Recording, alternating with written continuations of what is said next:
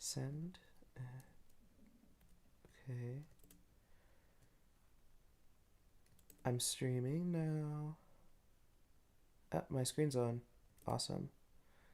Oh, did it catch me on Discord? Oh no, it caught me on Discord. Well, there's nothing bad there. Yeah. Okay. Alright, whatever. Whatever. Hello, a person in a place at a time. Welcome. Hi. Hello. Hi. Cam man, watch yourself, okay?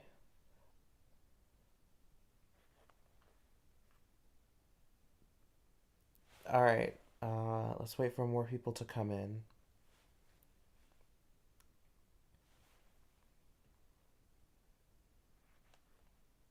Oh, nice. Enjoy fishing on MCCI. I don't know what that is, but I hope you enjoy it.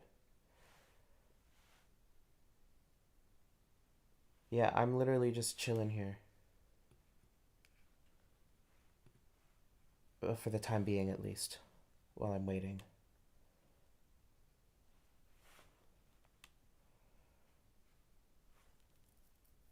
Oh, it's a Minecraft server.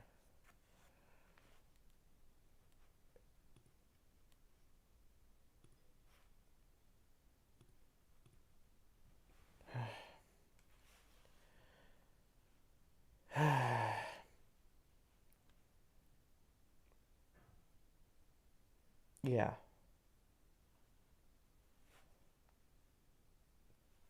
Huh?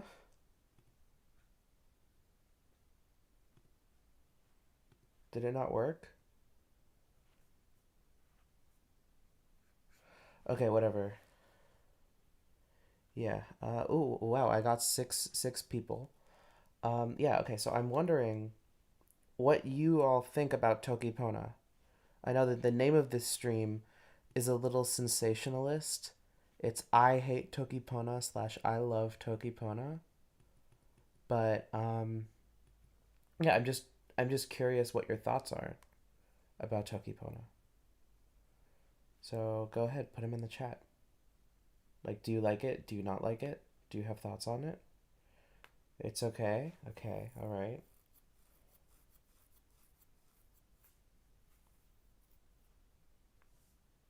Okay. Anyone else with thoughts? Oh, you think it's interesting? Okay, that's cool. I also think it's interesting. Yeah. Um, yeah, it is interesting. I don't know. I think one thing about it is that yeah, it's definitely more difficult than people give it credit for. Like way more difficult. And it's very challenging. You're correct. I think that I I I'm like really internally conflicted about this because like Tokipon is fun and I really enjoy it, but also like there are a lot of really valid reasons to dislike it, and I actually have a list I've been collecting from lots of people all over the place. Um, so I guess we could go through that. Um, mm, Hold on, let me pop this out. Put it over here. Let's get a Google Doc going.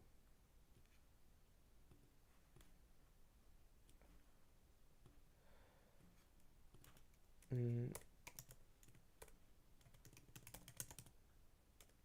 let's hope this doesn't dox me. It doesn't. Okay, we're good. Okay. Um, so I guess reasons to dislike Tokipona. The first one I have written down is too small. So a lot of people think it's too small, which is really interesting. Yay, we have a registered Tokipona hater. Really happy about that. So like a lot of people say Tokipona is too small, which like it's kind of the point of the language. It's supposed to be small. So I get my follow up question to this is usually like too small for who?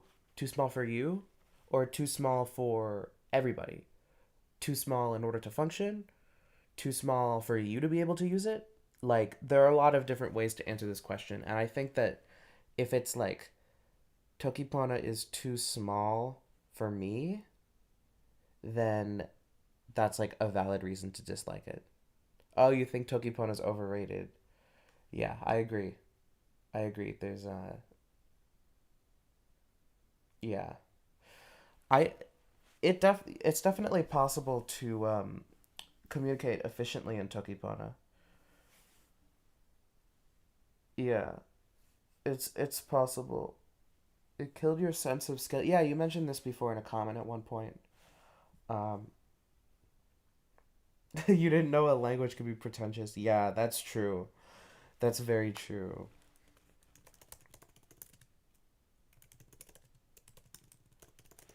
Yeah, I think that the language is like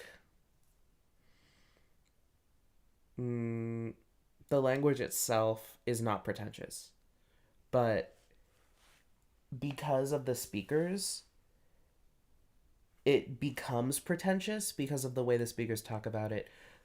I don't think I talk about it in a pretentious way because I specifically try not to. Like I try to talk about Tokipona like, oh, it's just a language. Like that's something I've said many times. I've said so many times Tokipona is literally just a language. Um, but like anything more intense than that, then it's just a language. Like if you start making claims, someone at one point mentioned the term pseudoscience to describe the way people talk about Tokipona. Pseudoscience. And it's like, yeah, like the whole thing about like um changes the way you think or slows down your thinking, helps you break down concepts. These are like ideas, I guess, but none of this is proven. There's no evidence for any of this outside of anecdotes. And there's plenty of counterexamples. For example, for the helps you break down concepts, I got a comment from somebody talking about how they avoid breaking down concepts that they can't talk about in Tokipona, and they just think about other things. And that it's kind of become problematic in their life almost. And I can relate to this because at times, sometimes I have a concept that I don't want to figure out how to talk about in Tokipona. So I just either don't think about it or use a different language.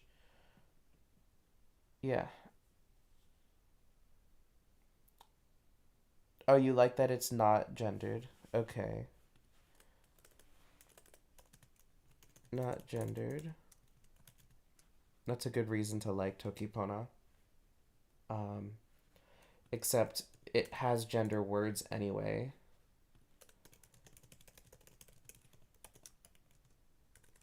Like I get why they're added, and I will say they've been enormously useful in my Tokipona translation. Like it's over here somewhere. Yeah. Uh, Google has this new feature that lets you do this, which is pretty cool. Um, but yeah, this is like using Mia and Meli has been really useful for my translation project. Um, and even so, it doesn't really make sense for the language. Like, we can't really be happy about it not being gendered when we have gender words anyway, you know? Yeah. You like tokiponizing things. I, for one, don't like tokiponizing things. I think that instead of tokiponizing things, we should just learn how to pronounce them in their original language as closely as we can, and then refer to the places that, like, Ma Deutschland. You know, that's much better than Ma Germany or Ma Dossi. You know, like yeah, I don't really want to call it Ma Dossi. I want to call it Ma Deutschland. And then I you can just learn how to pronounce places you want to talk about, and then you're learning more. Um, and then same thing with people's names, like Jan Julia. That's way better than Jan like what, like Yan Ulia or Yan Sulia or something like that. Like if her name is Julia, then you should call her Julia, right? Yan Julia. It's really hard to like tell names apart if you make them all sound, if you use Toki Pona's phonology, which is another thing that I have on my list that I have up here on my phone of things that people have already been complaining about. Um, and a really funny one that I got. Someone said, and I quote, "As a devout Sapir Whorfist, languages like Toki Pona could save the world." That's really funny.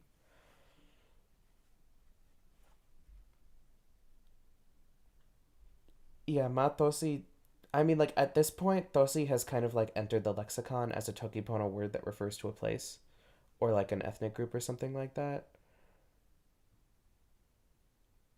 Oh yeah, IAL.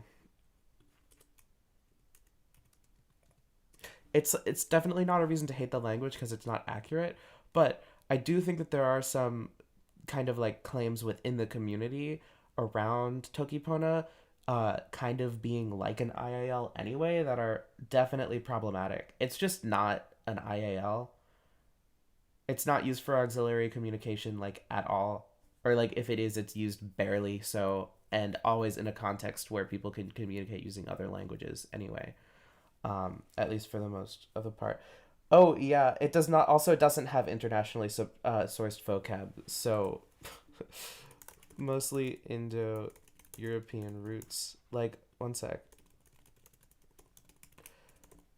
There's a chart somewhere. Tokipona etymology. This chart. Well, that one's on Facebook. Is there one that's not on Facebook? I don't have Facebook. Here maybe. Yeah, here we go. Okay, so Finnish is not Indo-European, but it is European. Tokpisin words, all of these come from English. Esperanto is definitely Indo-European. Serbo-Croatian, Akkadian French, Dutch, all Indo-European. Georgian, that's pretty cool. I'll give them that. English, what an exotic language from a faraway island. Cantonese and Mandarin, I'm a little confused about this one because I don't remember there being that many. Let's look at them. We have Yan, Yo, Go, Kongqi.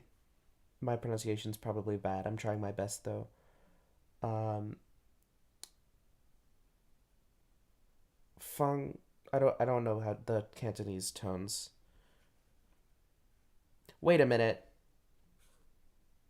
Okay, this chart is intentionally making it seem like Tokipona is more global than it actually is, because that's not. No, it's just pas from French and like bon and ban and like it's like a this is not this is like intent. Oh my god. Yeah. Is this true? Hold on.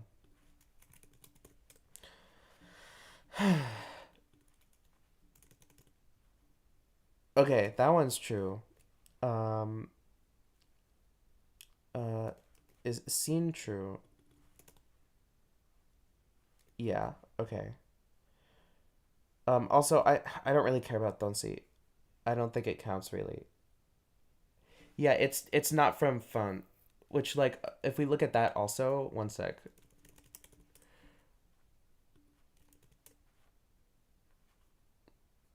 Like I don't know, if we look at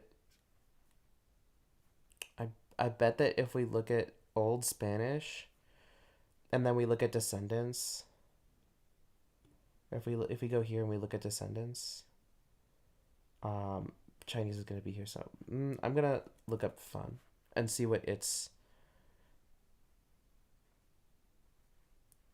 Oh, is it just Chinese? No. Oh, how do I look up Chinese characters? Hold on. Oh god. Can someone type this in chat? I don't know how to type. Actually, I mean, I do have no, I got rid of it. Never mind. I don't have I don't have a keyboard that allows me to type it.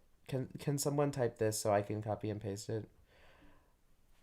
Or I guess I could look up rice and then look at the translations. That's what I'm gonna do. Cantonese, Cantonese, Cantonese, Cantonese. Oh, sure. It's actually wo, not okay. All right. Let's look. We have this. Any synonyms?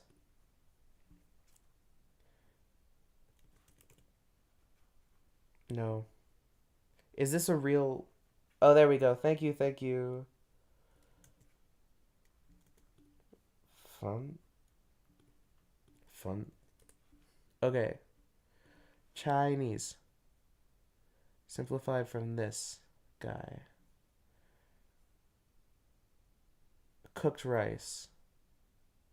Okay, so I guess it is like an actual um whatever, like a oh, it's a Khmer word originally.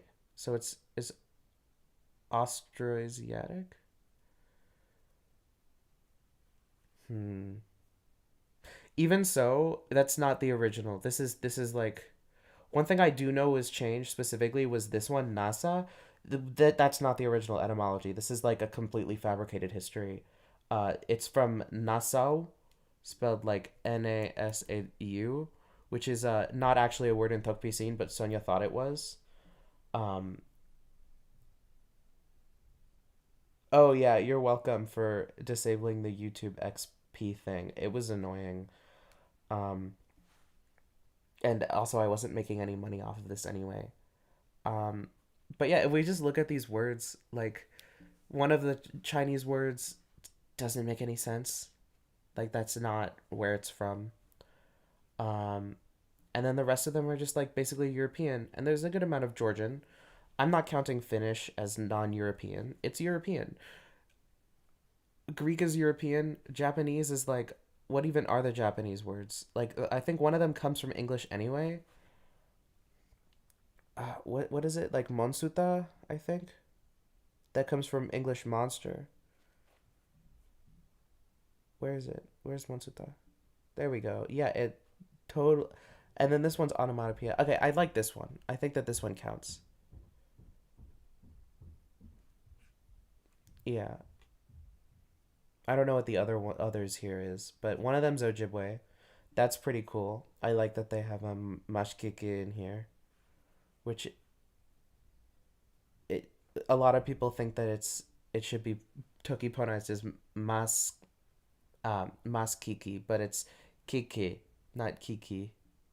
Whatever. I Yeah, this one's from Cantonese. That's fine. Um, a priori words I don't really care about. But yeah, no, this is like mostly. This is like almost. Oh, this is also kulupu comes from Tongan kulupu, which comes from English group. So it's like the one Tongan word is actually English. Yeah. Okay, let me catch up on chat because I just talked for a while. Whoops. Fuck. Why won't it? Whatever. Um. Yep. Yep. Yep. Yep. Misinformation is bad. I think I agree. Um. I like how active the Mapanabitoki Pona community is. Yeah, me too. Beatrix. Beatrix. Now I'm confusing myself. Um.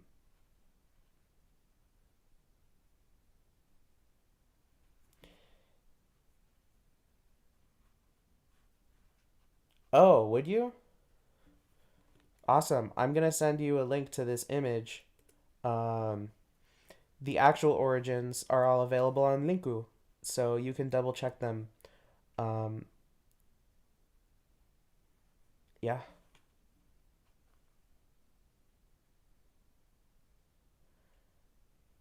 Yeah. Yeah. Also, I don't count Yasima because nobody uses Yasima, and the people who do use Yasima like meditate on it but don't actually use it in conversation, like including the person who originally coined it.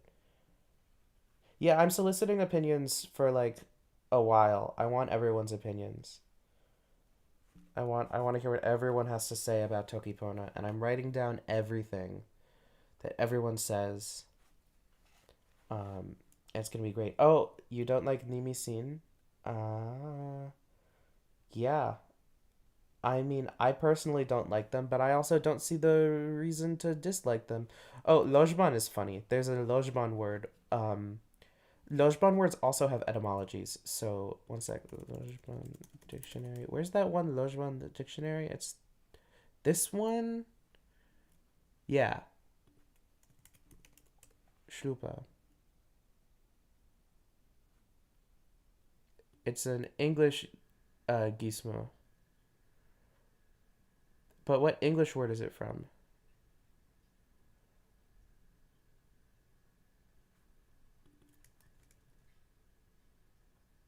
Wait, shlupa can also refer to a noose? What the hell? Oh, loop. Okay. Why do they have a picture of a noose then, specifically? Is this hillock? A small hill. Okay, that's not it. That's the opposite of lupa. Okay. Mm.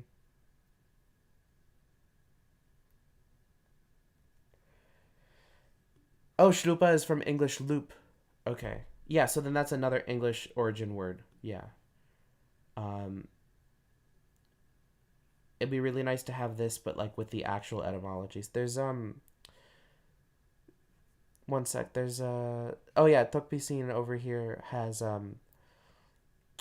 the etymologies of the words like from the how they got into Tokpisin, which is all English as you can see. Esperanto, it's all like yeah, it's all Latin, German, English, French, stuff like that. Um, yeah, yeah, you're right. There's not that much comprehensible input. But you can be the change you want to see in the world. Oh, number one issue is that 90% of Toki Pona fans can't actually speak it at a basic level. Yep, I think that's true. Yeah, I think that there's also a big difference between a Toki Pona fan, who's a fan of the language, by the way, not the creator, and a Toki Pona speaker who does not necessarily like the language. Like me personally, it's okay. I speak it. I'm interested in it, like from a scientific perspective. But like as languages go, there are other languages that I love way more than Toki Pona.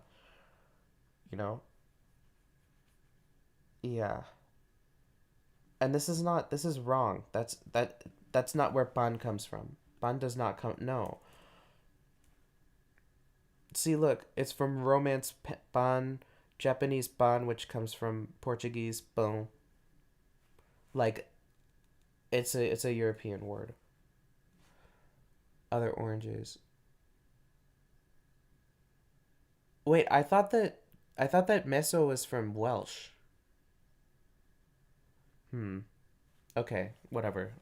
Not a huge deal. Wait, why is it Scottish Gaelic down here for NASA? What? It's Scottish Gaelic down there, but up. Oh, it's just a different color. It's just a different color. Okay, never mind. That's not where it's from though. And this one's actually from English. This one's from Tokpisin, but it's not an actual word, so it's basically a priori. Um,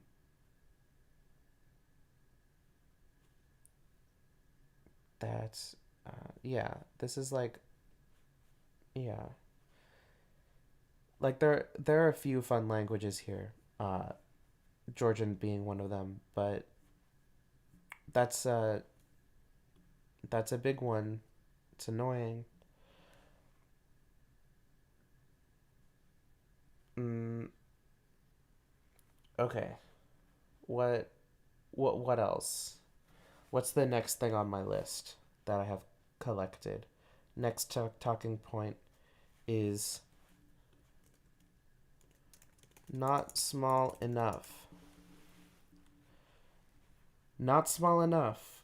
I've gotten this a few times. I've met quite a few people who think that Toki Pona is too big. It is not maximally small, and therefore it fails at its design goals. Um, I think that like if somebody says Toki Pona is too small for them, that's fine. But I don't think that Toki Pona's design goals, as stated by the creator at any point, really matter to like why people learn the language, which is like the relevant design goals. People learn the language because it's big enough to be like usable and ergonomic, I guess. Ergonomacy, is that a word? Ergonomicness, ergonomativity is very important um, when like learning a language for a lot of people. And it's Tokipon is a lot more ergonomic than a lot of other languages, or a lot of other micro languages. You know, like Tukitiki is not ergonomic. Oh, Ale and Ala sound really similar. Um, yeah, I think that like at that point, it's like words sounding similar is fine. All languages have words that sound similar. It's kind of fine. Um, plu, plu. I don't know what that is.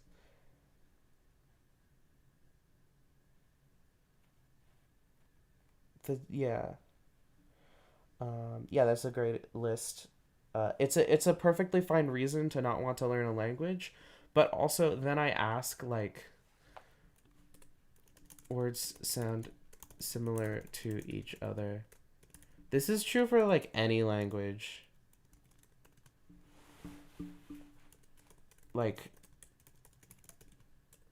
Like we have pin, pen, um, pain, um, pain, which is like used only in the phrase pain chocolat or something like that. That specific phrase I'm not good at, but I'm good at other French words that I grew up with. My grandfather's French. Did you know that? Um, yeah. Um, poon. That's for a soup. Um, kalpong. Um, pan.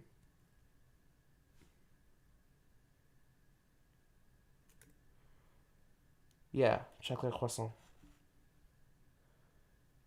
Yeah, like at a certain point, any language does this to the point where it is just a skill issue, but that's okay because Tokipona you don't have to learn Tokipona. You don't have to like Tokipona. It just because it's a you thing does not mean that it's an invalid reason. It's only an invalid reason to dislike the language if like your logic is faulty and you're trying to claim that it's not faulty. You know, like if you're like this isn't a logical reason to not like the language, it's just a reason why I don't like it. That's fine. So this is like a a decent reason, but also there's something else going on because this is true for English. Um, it might be the attitude that people have about it when people complain about words sounding similar and they're like, "Oh, well then you're just not as good at Toki Pona as I am." And like, yeah, that happens. And for natural languages, nobody even thinks to question words sounding similar. Like these are just some I've written. Um, is pawn a word? Oh, pawn. Yeah. Pun, pin, peen, peen. Is that a word? I think so. But yeah, they're like this is. I just chose two consonants, and then changed the vowel.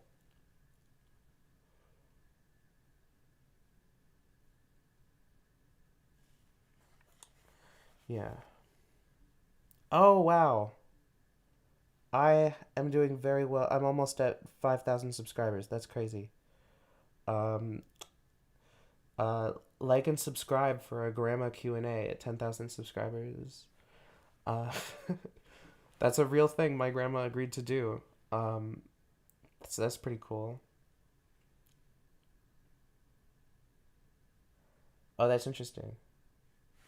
This is interesting. What's the next one? Oh, the next one I have is literally too many Indo-European roots, which we have already. Um, Another one is not useful. You've met my grandma before. She's in the Language of the Gods video. Just there's been no Q&A. Yeah, useful is really suggested subjective. Let's get a little thing going here. Useful to the individual, subjective. So like this is a reason for an individual to not like Toki Pona, not a reason for an individual to think that Toki Pona is bad, like objectively, right? To everybody who uses it, incorrect. Toki Pona has been useful to a lot of people in making friends, for an example. But maybe that's not useful to people, and also it's not unique to Toki Pona. It's probably also true for lots of other languages, though. Like for like queer people specifically, learning Toki Pona means that you'll be in a queer safe space. But every other language you can learn out there does not mean that, um, which is another thing. But then again, it might be different for people of color. I know plenty of people of color who feel very unsafe in Toki Pona spaces because of constant microaggressions, which is kind of like a trade off. These same people of color might feel more comfortable learning other languages that don't have any of that in them. You know, like languages spoken in non Western parts of the world, maybe. Um, yeah, lots of stuff going on. You know, like yeah, yeah. Most online queer spaces are majority white, and then non-white people get kind of outcast from them, which really sucks. And it's true for Tokipona spaces as well, in my opinion. At least from what I've seen, this does happen for sure, and needs to be addressed more than it is being addressed. But you know, there's a lot going on in the Tokipona world right now, and outside of the Tokipona world, yeah, this was so much. What else do I have here? To society, yeah, correct. Tokipona does not improve society. I don't think. It's just a tiny language. It does not have that many speakers. It will never have that many speakers. Um, it has kind of become a TikTok fad like a couple of times for like a week at a time. Um, is just not useful to society. That's correct. Um, for work, no, not useful. It is nobody will ever hire you because you speak Tokipona unless you're applying to work at Planet Word because they have an exhibition on constructed languages, maybe. But I've been trying to get a job there for a while, and I haven't even gotten like an offer or like a hey, would you like to send us your resume? And then I can put that I'm a Tokipona speaker on it. Like the cases in which jobs are created by speaking Tokipona are super limited. Like they're none of them, unless like you get really buddy buddy with Sonia Lang or something. That has happened to me in the past. I don't recommend it, but that's like the only way you can like make a living with Tokipona. Which even then, like I was never making living wages doing anything, getting paid for Tokipona. It's a side hustle at best.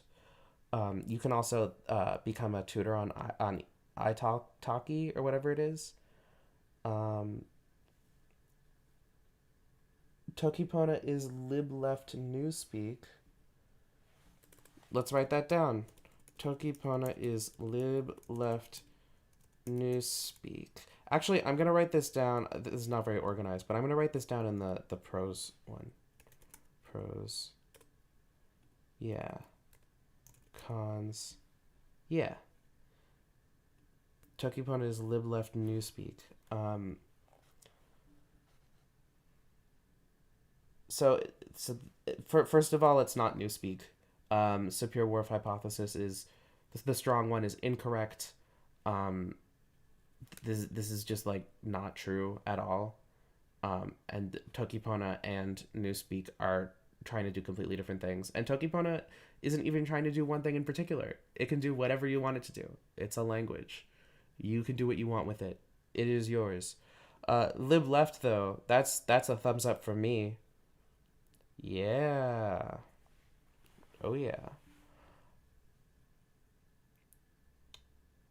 Toki Pona is for blue hair and pronouns. Yeah, Toki Pona is for blue hair and pronouns.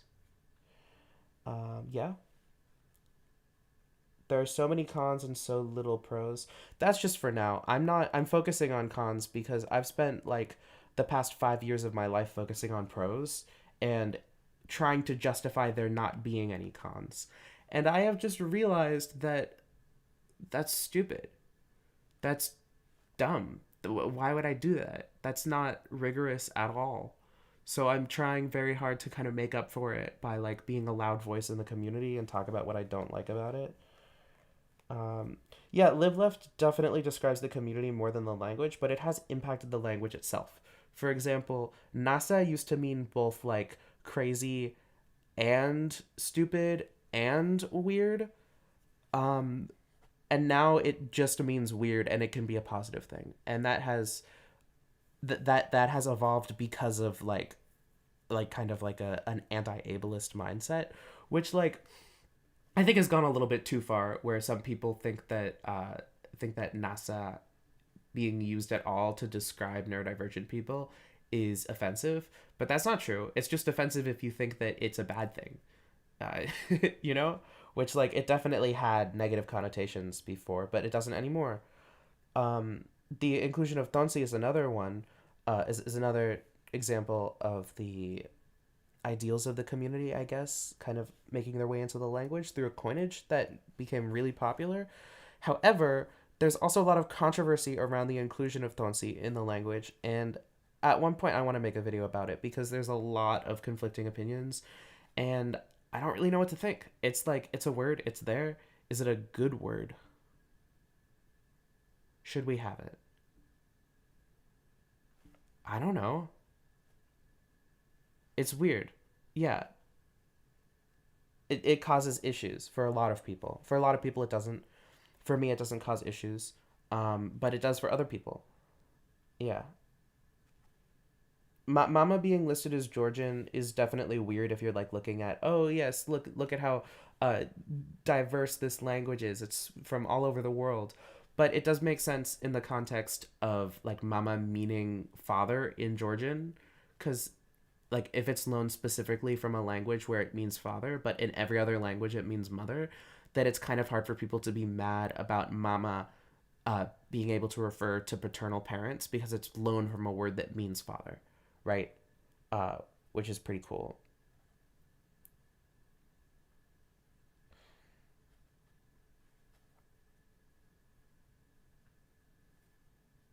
I forgot everything I just said, but I said it, so it must be good, you know? What do I have next? Travel. Probably not useful for travel, but maybe. And the maybe part is I have gone to places to meet up with people and speak Tokipona with them. And I would have not have gone to those places had I not spoken Tokipona. All of these places were in the United States.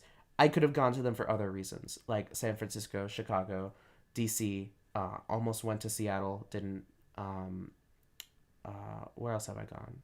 I'm gonna go to Winnipeg soon, mostly for bagpipes, but also for Toki Pona. Yeah,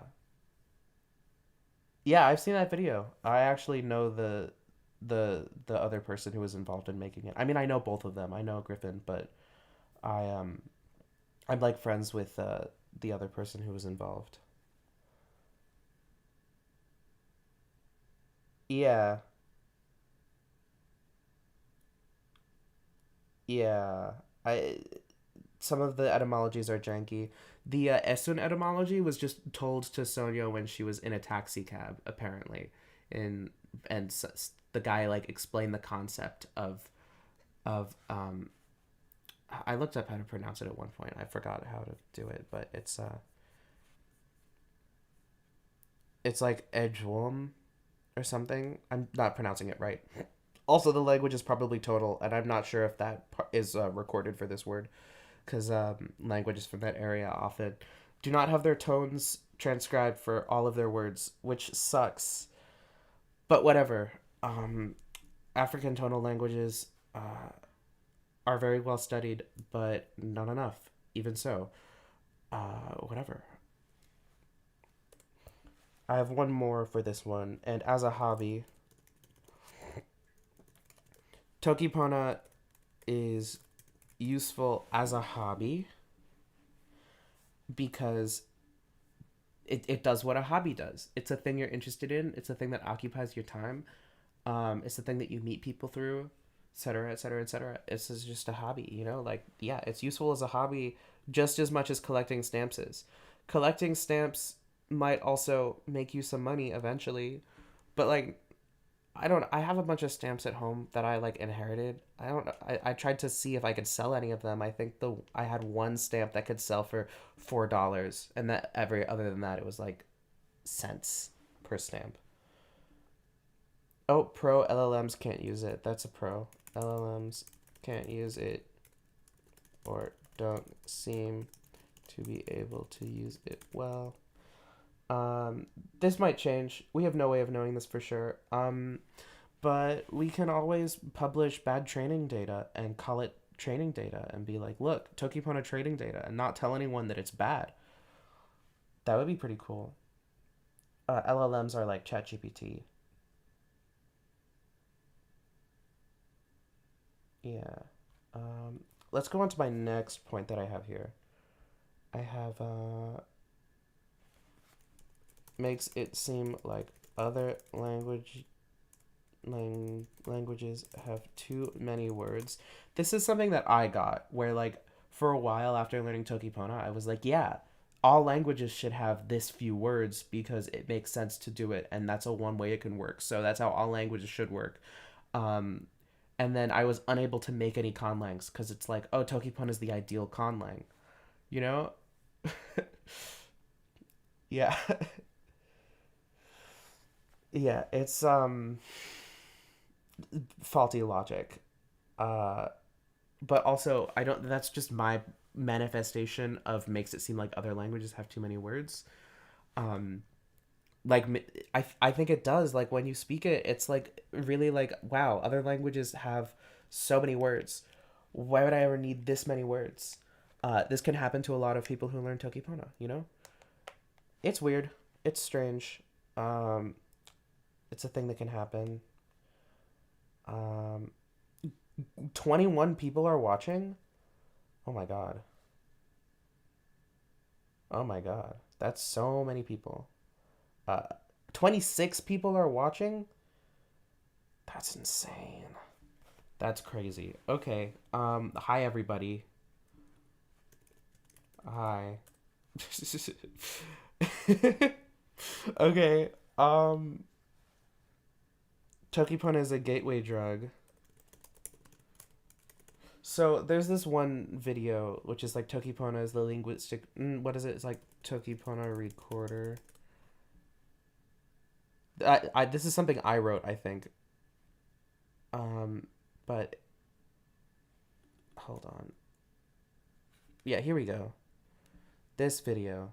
I'm not gonna play it, but I'll put a link in the description of this video so y'all can go look at that at the end of it when I finish streaming. Uh,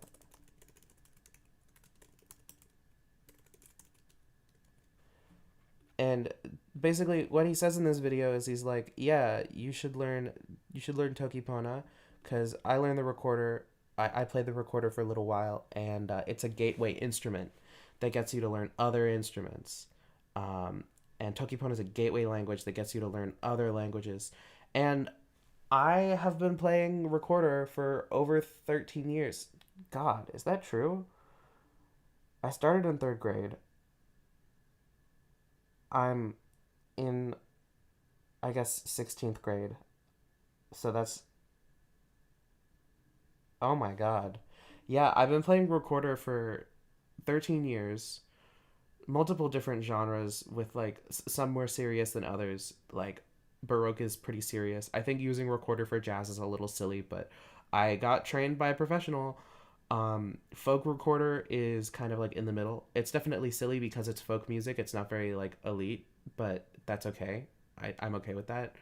Um, Lots of different genres, but yeah, this guy's basically like learn recorder and then you can learn a real instrument, learn Toki Pona, and then you can learn a real language. And it's like it's not a good comparison because people have misconceptions about what both recorders and Toki Pona can do, but it seems like a really good comparison because those misconceptions are so common. Yeah, jazz recorder. Um, yeah. Uh, One sec. This is a professional jazz recorder player. I really like her stuff. Uh, I'm going to I'm gonna put her in here. Also, check out Tali Rubinstein for jazz recorder.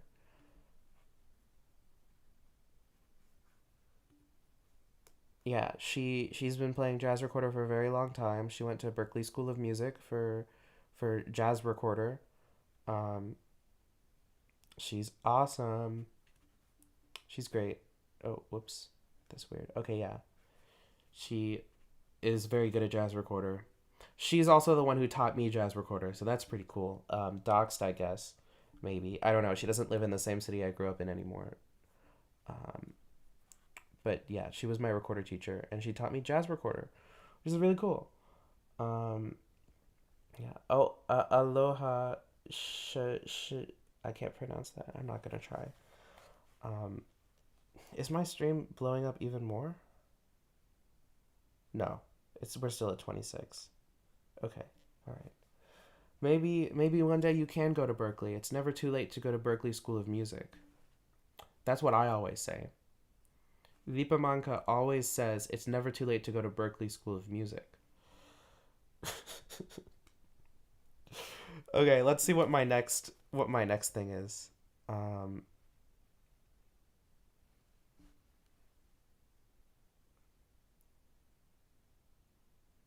you could get a scholarship. You could take out student loans, but that's always tricky and annoying. But I know many people who have taken out student loans and have not regretted it. 32 watching? The hell? Okay, all right. I guess I don't know what to say. That's like a lot of people watching me right now. I guess I can say I'm a little nervous now that I know that that many people are watching me. Also, the idea of gateway drugs doesn't even really apply to drugs because like yes, there are cases where you start doing less intense drugs and then you start doing more intense drugs over time and then you become addicted. But if you do proper harm reduction, that won't happen. You'll never get addicted because it's easy to prevent addiction if you are taking drugs with the right infrequency. But that's a whole other conversation.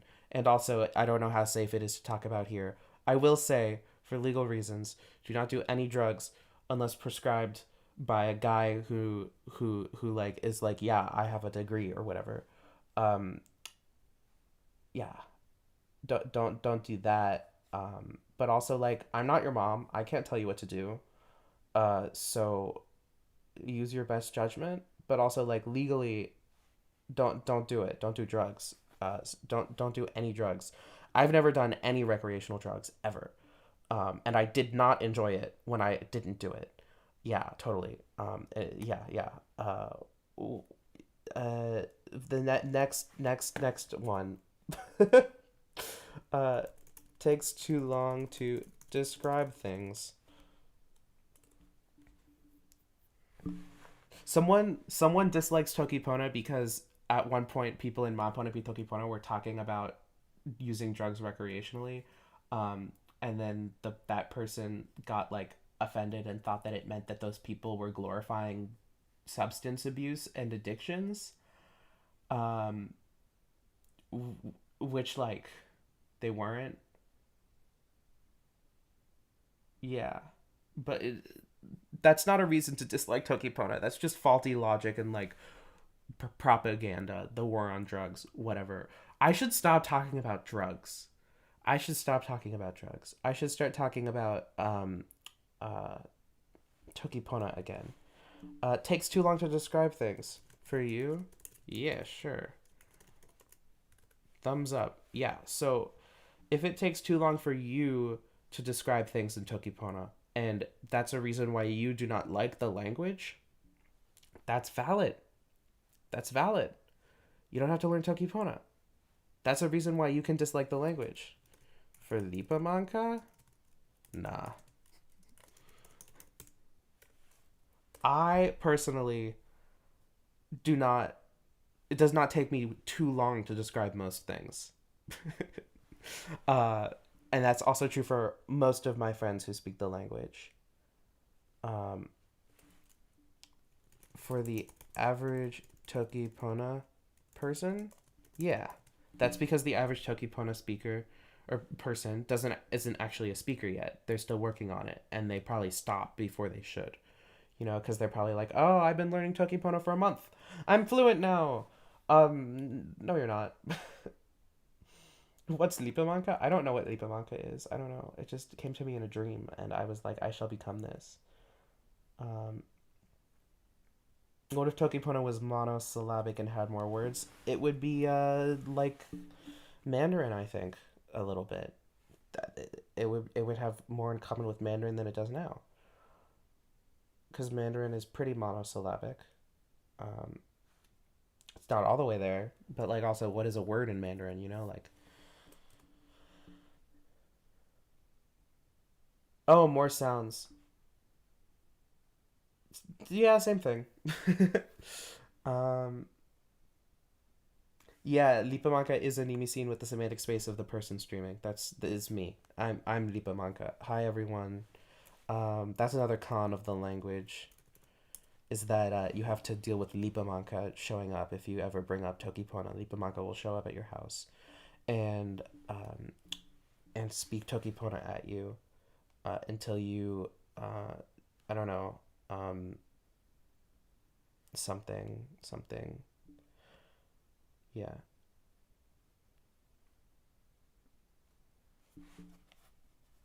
Lipamanka is a pro. A pro at what? Playing recorder? Nah, I'm not that good at it. I mean, I'm like okay at it. I'm fine. I'm fine at Toki Pona and recorder. Um, another reason. What's my next reason? Hold on. Let me pull up my list again. Um. Oh, fun. Actually, it's words aren't optimally short. And once again, this is like for you, yeah. If the words are too short for you, that's a perfectly fine reason to dislike it. But they're not objectively too short or not short enough. They're not objectively too long. Um, oh, don't worry. There's no stupid questions. In my opinion, because I personally really like answering the things that people call stupid questions. I think we should destigmatize asking them. Or maybe there is such thing as a stupid question, but stupid questions are okay. I don't know. I have to think about that. But don't feel bad, cause hi, my name's Deepamaka. Nice to meet you. That's why. But yeah, words aren't objectively optimally short, or words aren't objectively not optimally short. But they that's a fine reason for you in particular to not want to use the word or the language. Yeah. What's next?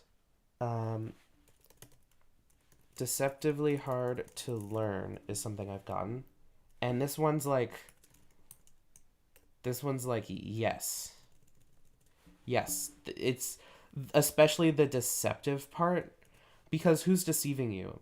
It's the marketing of the language. It's the people who are telling you that Toki Pona is easy to learn.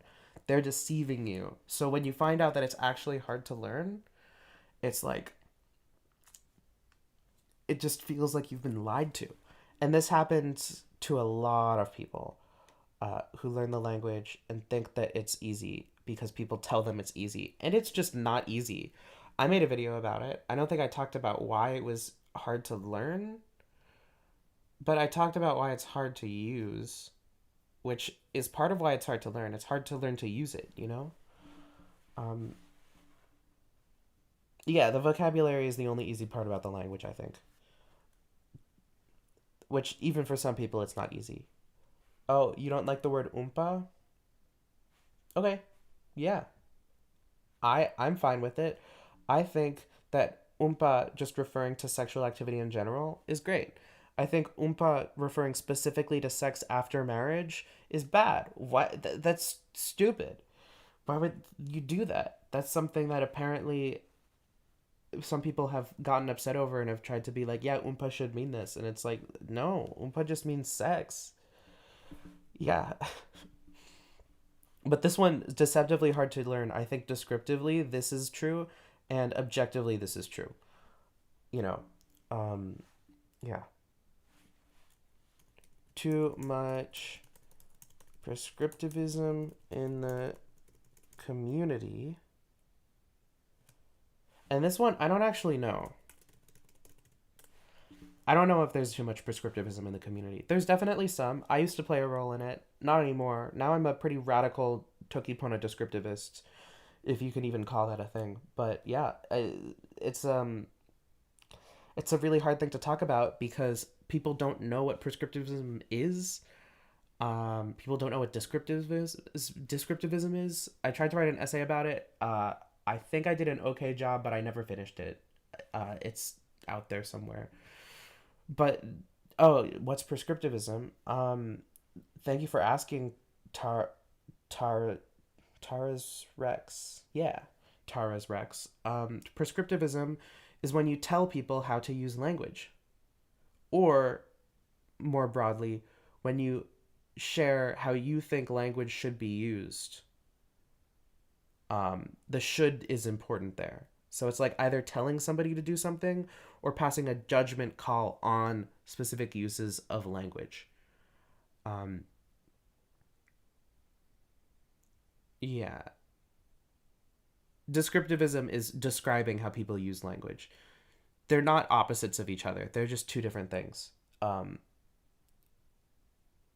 you can do both at the same time. You can prescribe things descriptively. You can describe, like, most teaching is a prescription of descriptivism. A lot of teaching is just prescriptivism, but a lot of it is a prescription of descriptivism.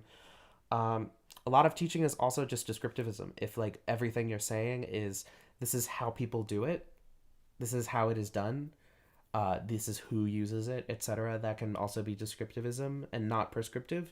And that's how I try to teach. But also, a lot of teaching is just like, yeah, you'll want to put this word there, put that word there. That's grammatical. That's prescriptive. But like, it's teaching. It's pedagogy.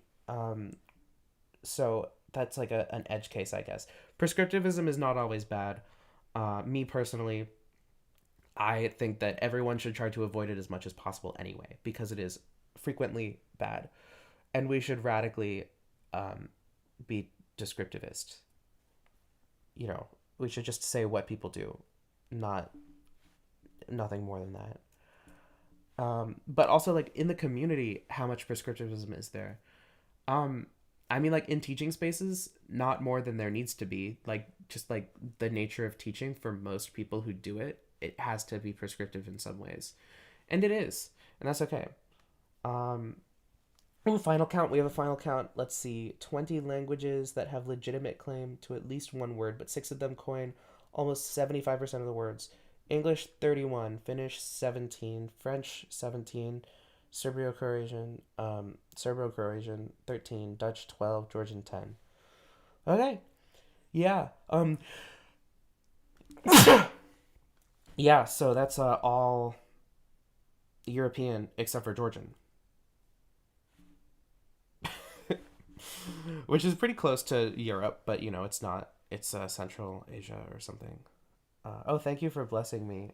Um, oh, thank you for secularly uh, wishing me good health in a different language.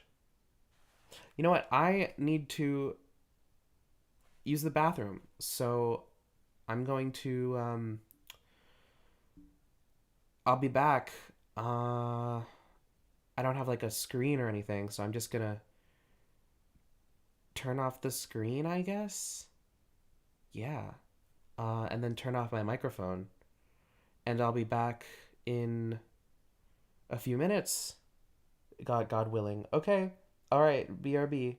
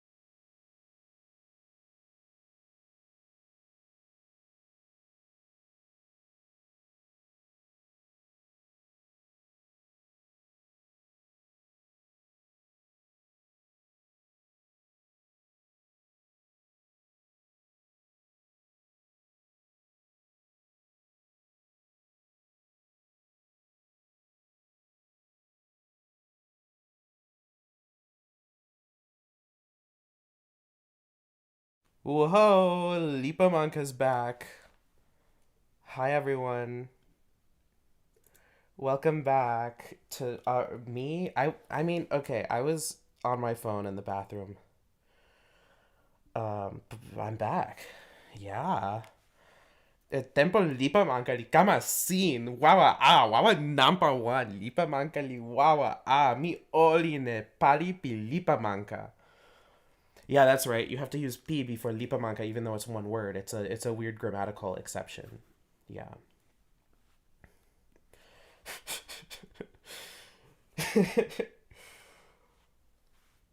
Oh damn! I come back and then two people leave the stream immediately. Oh, that's good.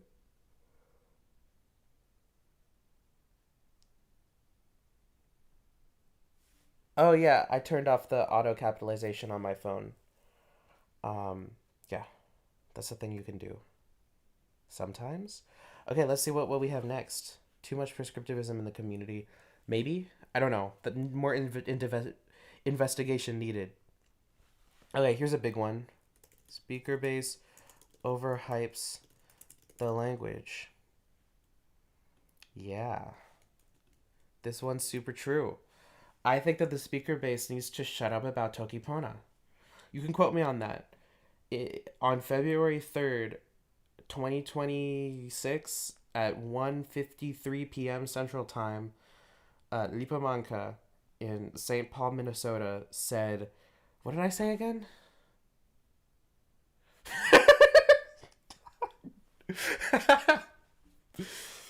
Oh yeah, Toki Pona people should shut up about Toki Pona. It's just too much. Like too much positivity everywhere.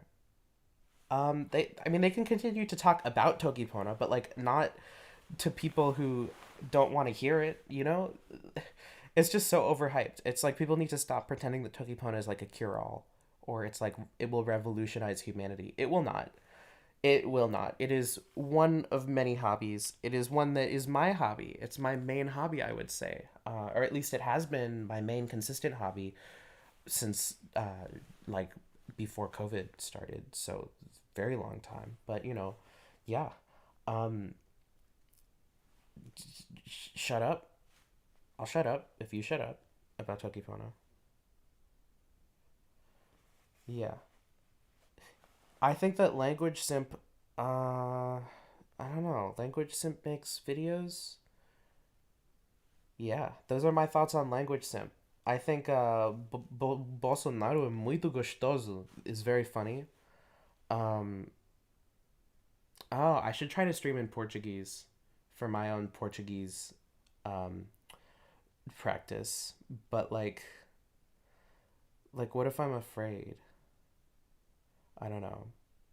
Um, let's see. What do we have next? Creator is problematic.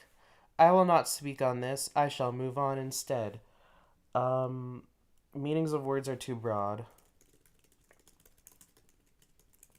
So this one's another one of those things where it's like,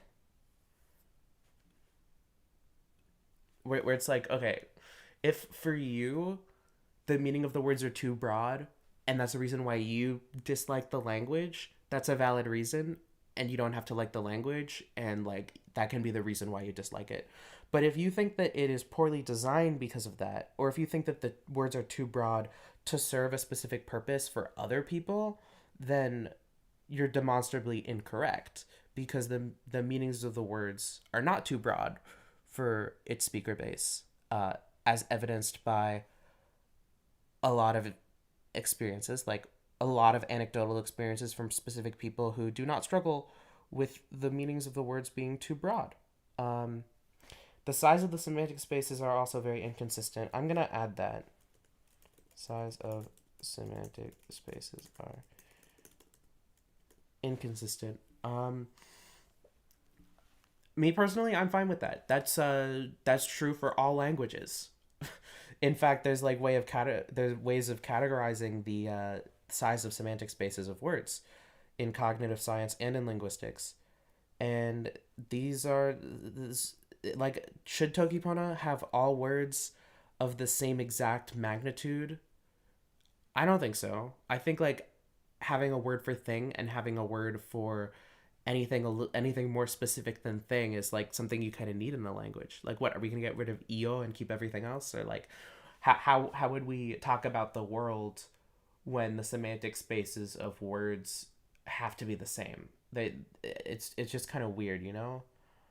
Um, it's just like a thing that you can't really prevent a language from having, unless your language only has proper nouns and then like proper verbs. That would be a really cursed language. Huh. That would be a good CCC submission, I think. Um, it would also be entirely semantically unambiguous, but also like you need to learn a new word for every single individual thing or every single individual collection of objects in the universe, right? Because like yeah, proper verbs like to apply the scientific method. That's a proper verb phrase, I think. I mean, you could analyze it. It probably to apply the scientific method is like a transitive verb and then a proper noun. But I can see a language that has a way of doing proper verbs and then like to science something, to scientific method something. I don't know. I'm going to linguistics you, but that's not. I'm going to Sapir-Whorf hypothesis you. That kind of works. Yeah. Um. Yeah. Let's see. Um.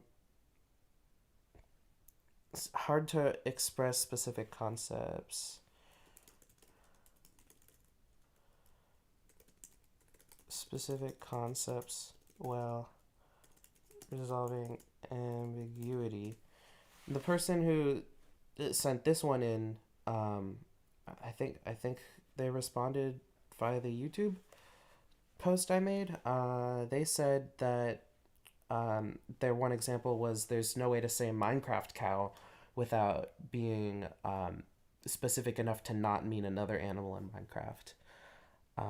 And I have to agree, it probably like the biggest problem I had while translating up to chapter 19 in Genesis is when Abraham has to sacrifice. I think it's a goat and a ram and a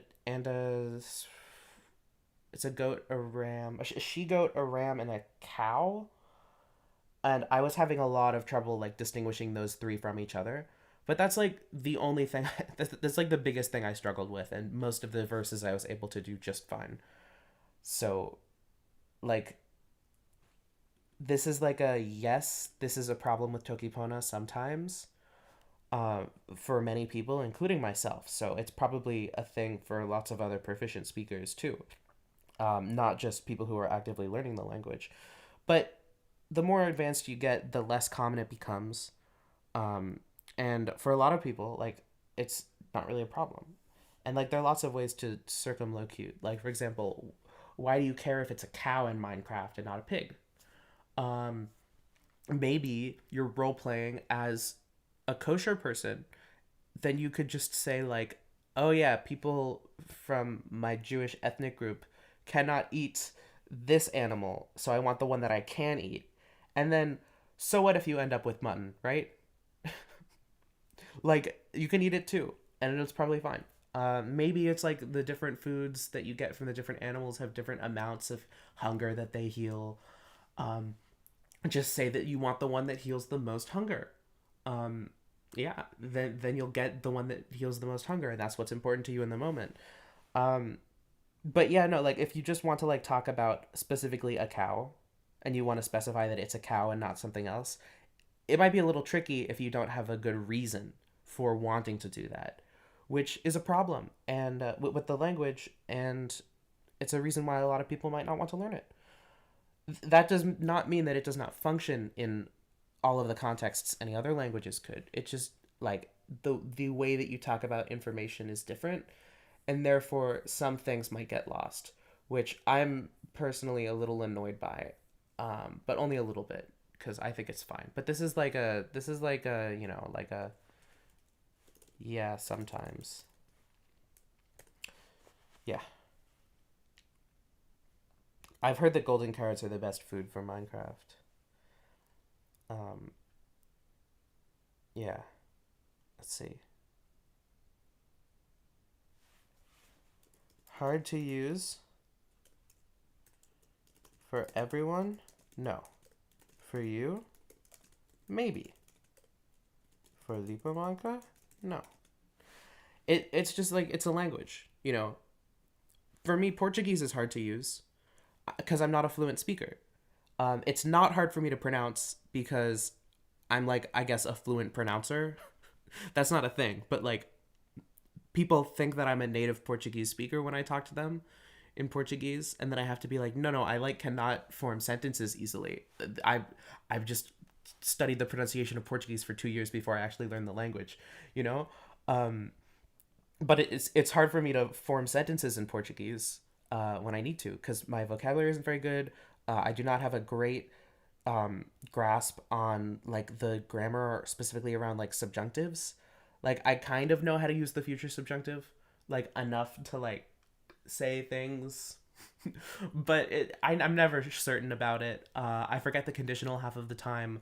My Portuguese is not amazing. It's like if I'm typing it or if I need to like record it or like write a script and make a video in Portuguese, I could probably do it. But like if I'm having a conversation, like a live conversation, I will struggle. That's okay. That's like normal. And if that's true for you in Toki Pona, then that's also normal because it's not it's a language. It's hard to use unless you know how to use it. You know, it's not hard for everyone.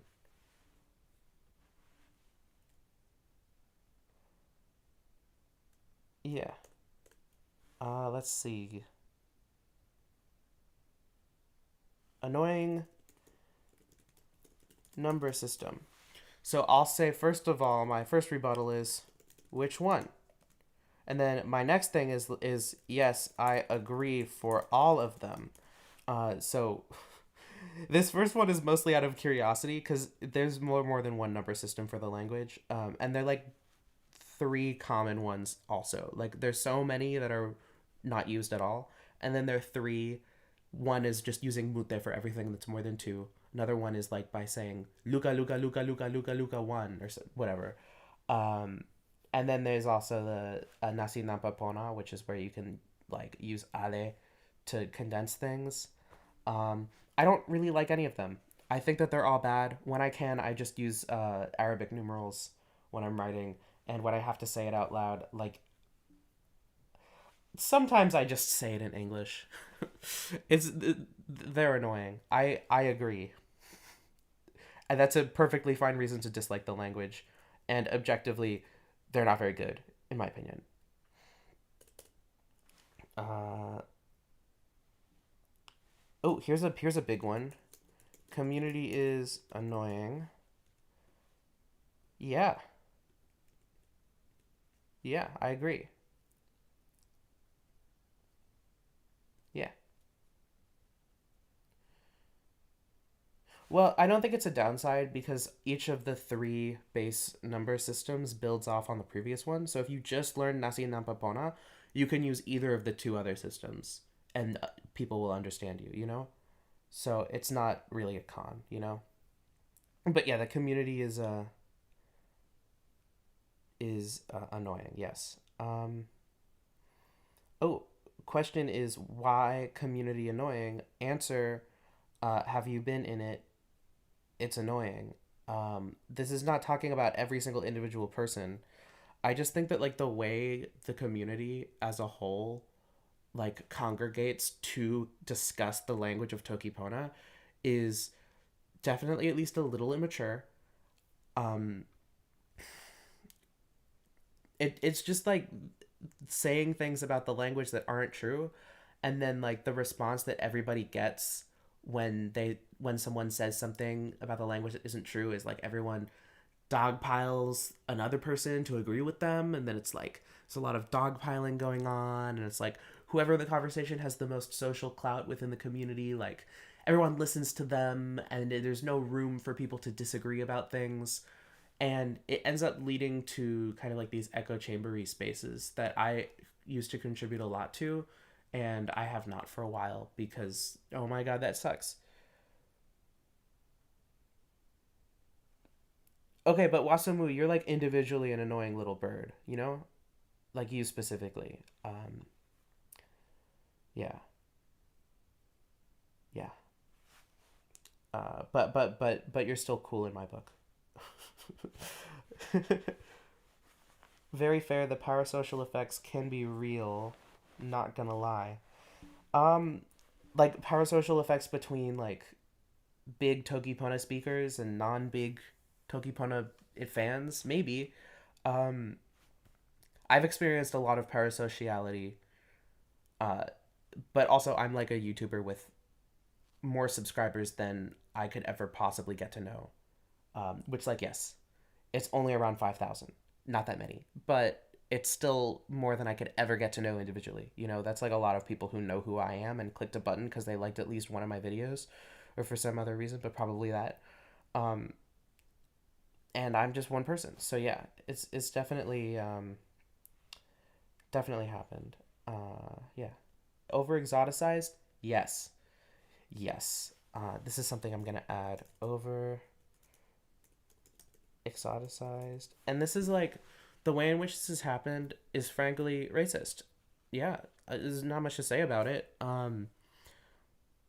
Is just like a little bit like, oh, Toki Pona must be spoken on an island by primitive indigenous people, and it's like this is racist. That's just racist. Look at the image that you have in your head when you say that, and tell yourself that it is not a racist image, that it is not a racist depiction of human beings who have families and lives, uh, and complexity in their societies that you cannot comprehend because you have not learned about it. Otherwise, you would not have a racist image in your head. You know, so yeah, over exoticized for sure within the community as well. We need to start normalizing Toki Pona as just another language. Toki Pona definitely has its roots in primitivism, which is bad. It doesn't have to stay there. We can uproot it and plant it somewhere else because it's our language, and that's pretty cool. Yeah, yeah. It does not. Toki Pona does not is not inherently racist, but we need to do some work in order to get there. To like kind of fight some of the internalized like white supremacist stuff that's going on in like the space of thought within the community, you know, like there a lot of the art focuses around people on islands, indigenous people, in like a really disgusting gross way. Like it's really bad. I don't like it at all. Thankfully it does not happen as much anymore as it used to. It does still happen for sure, and also I am not the target of this racism, so I might be missing it. It might still be happening just as much as it was before. I don't think it has, but you know, I'm not necessarily up to being in the know of those things. I'm not always perceiving um racism because I am not usually the victim of it, you know? Um I try my best though. What's the next thing? I don't like minimalism. That's a fine reason. Some people like minimalism, and that might be why they learn the language. I have some IRLs who learned it before I met them IRL, specifically because they wanted to expand minimalism into how they do language.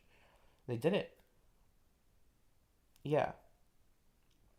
Uh, that's a fine reason to dislike the language. Some people are minimalists, some people aren't. Hello, the fool from Rider Waite Tarot. Nice to see you. Um, what's next? Oh, here's a big one.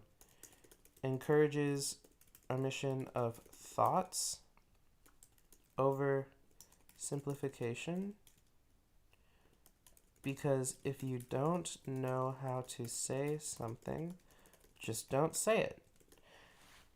This is an extremely valid reason to dislike the language. This happens a lot. This happens a lot to me. I was talking about this before, but like if I don't know how to say something in the language, I'll just change the topic to something I do know how to talk about, and that's kind of bad. That's not great. Um, like the language purports to be a way to kind of rediscover the world through a new lens and rediscover every single concept you've ever had through its core essential parts. But in practice, that does not happen. In practice, it's like people will just not examine those things because it's hard to do so.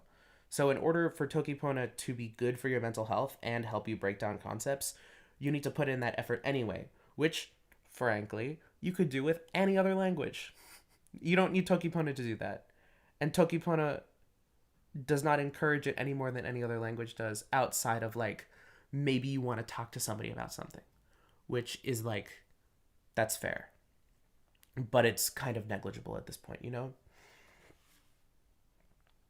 What next? Never captured my interest. This is probably the most valid reason to dislike Toki Pona. Because it's just like, yeah, you don't have to like it. You don't need it. This is just the, I don't have a specific reason. You know? You don't need one. You don't need a reason. You can just not like it. Yeah, like you there watching this video, you don't have to like Toki Pona. You can dislike it. Yeah, it does apply to everything in the world. Yeah. Yeah. Let's check on my stream. How's the stream doing? Are people leaving? Are people coming? Oh wow. Okay. 32 is a lot. I guess I'm glad mostly. What's next? What's next? Mm, sounds like XYZ other language that I don't like. So, I've heard this multiple times. I've heard somebody say, "Oh, it sounds like Japanese to me. I don't like the way Japanese sounds, so I don't like Toki Pona." This is weird because, first of all, Toki Pona does not sound like any other language. Like, objectively, it only sounds that way to you from what your perspective is. Like, there was actually a study done on this. Toki Pona sounds to Malaysians more like Italian than Japanese. Like an actual study done by a university professor guy who like published the study, which is pretty cool. It's I guess it's like a little piece of knowledge. Not much work has gone into studying Toki Pona academically, but that is one thing that has gone into it. And like Toki Pona does not sound like any other specific language. It's just kind of like its phonology is generic. It does not have anything that sets it apart from any other specific language. So I guess it could sound like other languages that do not have very many marked features, but all languages have marked features somewhere. So, um, yeah, I said I was gonna post it on my Discord server. I can do that later. Someone remind me to post it on my Discord server later. I'm not gonna post it here. Um, yeah, sorry. It's like I don't know about. Oh, you don't like that Sita and Pona cannot be easily represented with ASCII characters. That's interesting. I do have a Discord server. It's in the description. But I'm gonna add that to the list. Sita and Pona cannot be represented using ASCII. So my question for that is like, what about Chinese? That can't be represented with ASCII. Unless you mean like using pinyin to represent Mandarin Chinese, in which case you can just use the Latin alphabet to write Toki Pona words. So that could be a reason to dislike any language that doesn't use the Latin alphabet, because ASCII is just the Latin alphabet.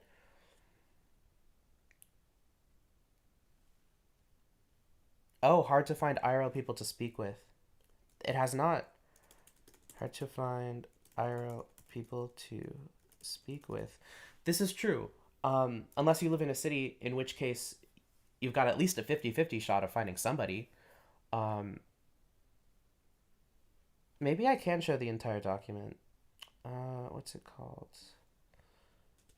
Toki Pona Malaysia. Here we go. Yeah, let's just look through this together. Um, I've legally obtained this, and I'm just scrolling through it on screen. That's legal, right? Yeah. Approximately 1,000 constructed languages. Interesting. Okay, that's my commentary so far. Auxiliary languages, blah blah blah. All three languages under consideration in this article are normally written using the Latin script. Um, Klingon and Toki Pona both have their own specially created scripts. Yeah, so this is another thing that really related to what one of you was saying. I think I don't know if you can tell, but I'm doing commentary for like legal reasons or something. But yeah, I'm gonna do it anyway. I'm gonna do the commentary. Blah blah blah blah blah blah stuff. Part of the study that's boring. Methodology, boring. You can look at this later if you want to. Go back in the stream. Audio material. So basically, people listened to the language and they looked at the writing system. Um, like here's the Sita and Pona that they looked at, and here's the Klingon script that they looked at. Here's some limitations, results and analysis, tests on the sounds. So some people were shown Esperanto, and they said what languages Esperanto sounded like. Most of them said Spanish. And then for Klingon, a lot of them said German. German. A lot of them described it as hard, strong, tough. Um, Wait, what's this about Arabic? Um, Only one respondent provided the word Arabic, considering the presence of phonemes that are used in that language as well. Interesting. Yeah. Um, for Toki Pona, and this was done at a Malaysian university by an Italian professor. A lot of the students who participated said it sounded like Italian, and fewer of them said it sounded like these ones, right? Um, so the numbers over here a little bit. It's like Toki Pona speaker appears to have been perceived by the participants quite differently from Klingon and Esperanto. For example, the words written by students include the names of languages which are generally considered appealing, romantic, soft, such as Italian. And this is by Malaysian students, I think. If you look earlier in the study, they talk about this. Sample size isn't that big, also, but I think it's worth noting that when there was a study done, Italian is the number one word associated with Toki Pona, and Japanese or Asian language is farther down on the list. Um, yeah. Test on the scripts. So for they also did this, having people look at the scripts of the languages. Sita and Pona looks symbols and cute, but Pakad, I don't know how to pronounce Klingon. Looks ancient, historical, old, arcane, hard, mysterious. And there's some discussion about like how people perceive these conlangs. None of these people have heard about the conlangs ahead of time, I think. Conclusions.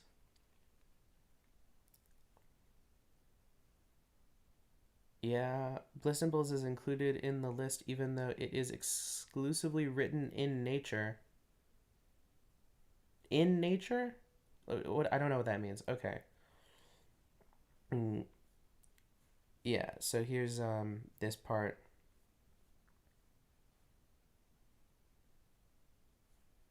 Yeah. Um Great. So, to make sure that I'm not in legal hot water, my commentary on this paper is that it's really interesting.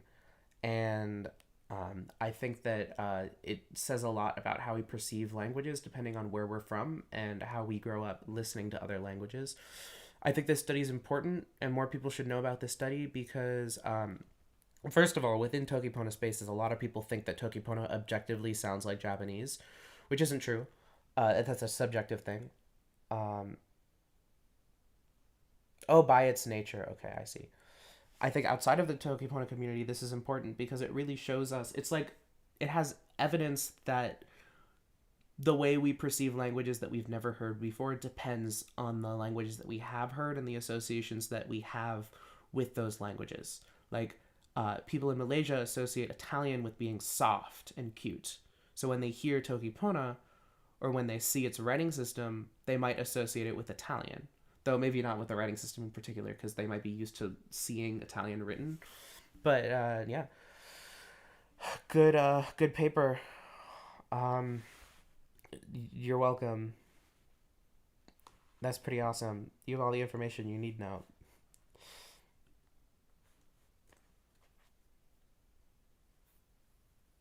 Mm, okay.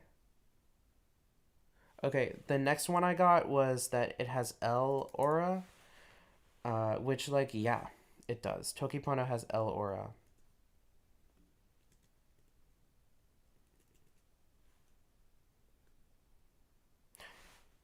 Yeah, I'm good at having real commentaries when I need to because that's what I've been doing for the past like 3.5 years at college. And it's just something I've gotten used to doing is being like, oh yes, I need to have thoughts about this. Okay, what are my thoughts about this? And then I have to come up with the thoughts, and then I have genuine thoughts about it.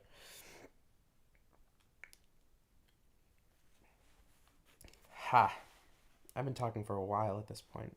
How long has this stream been going on? Okay, let's see. Another one is don't like the way it sounds. This, I think, is a valid reason to dislike the language. It's subjective. Yeah. Um, um, Too many people push it as an IAL. This is true. It's not. It's not an international auxiliary language. It is used internationally. It's not really used for auxiliary communication. It is a language, so partially true, but it's not. It's not like our common definition of an IAL, not within the conlang community and not outside of the conlang community. Because outside of the conlang community, the example of an IAL is English, because it's used for international auxiliary communication. Um, so like Tokipon is not an IAL, but like neither is Esperanto. It's designed to possibly become one, and it is used for international auxiliary communication, but it's not used widely for that. It's used very rarely for that because it is used very rarely because it is an incredibly minoritized language. Very few speakers. Ah, my throat. Ah, yeah, yeah. I think that Jan Misali probably regrets promoting it as an IAL as much as they did. Um, and it's not. It doesn't serve well as an IAL because it's really hard to learn, and it's not precise for most of its speakers. It can be precise for a lot of its speakers, but most of the people who call themselves speakers don't actually speak the language well. So that's another thing. Mm, Someone else said too ambiguous. This is a very common thing people don't like about it. Their example for this was that there's no difference between green and blue. Um, I have done some linguistic work on the language Shona. Specifically, I spent 20-minute period eliciting information about what color words exist in Shona and how they're described. And indigenous words in Shona, there are only three words, and what for colors? There's a reddish color, there's a light color, and then there's a dark color, which can also, which is literally a verb that means to be dirty, like to have dirt on it, and it's used as a color word also. So it's like not like it doesn't even have a word for blue or green or both. It's just that like it would be dark or light. And now Shona does have grini and bru, which mean green and blue respectively, as words from English, but it didn't before colonization. So there's plenty of examples of languages like this. It's not a required like if the one ambiguous thing is between blue and green, then you probably don't like most languages, and it's not a design flaw because like plenty of languages in the world don't distinguish between them. It's common to not distinguish between blue and green. And you've all watched those videos about it, so you all know why. But yeah, uh, let's see. Inclusion of pu, su, and ku seems like a bad idea for Toki Pona. Yep, I agree with this one. I think this is a good reason. This is one thing to dislike about the language. It's not a reason to dislike the whole language, because it's very easy to just not use these words, which I have not used these words except for to talk about specifically the words. Like, even in English, I don't call Toki Pona the language of good pu anymore. I just call it Toki Pona the language of good. Um, because it's frankly ridiculous that these words are in the language. Um, is Yansonia is not the owner of the language and also has reserved words for the language?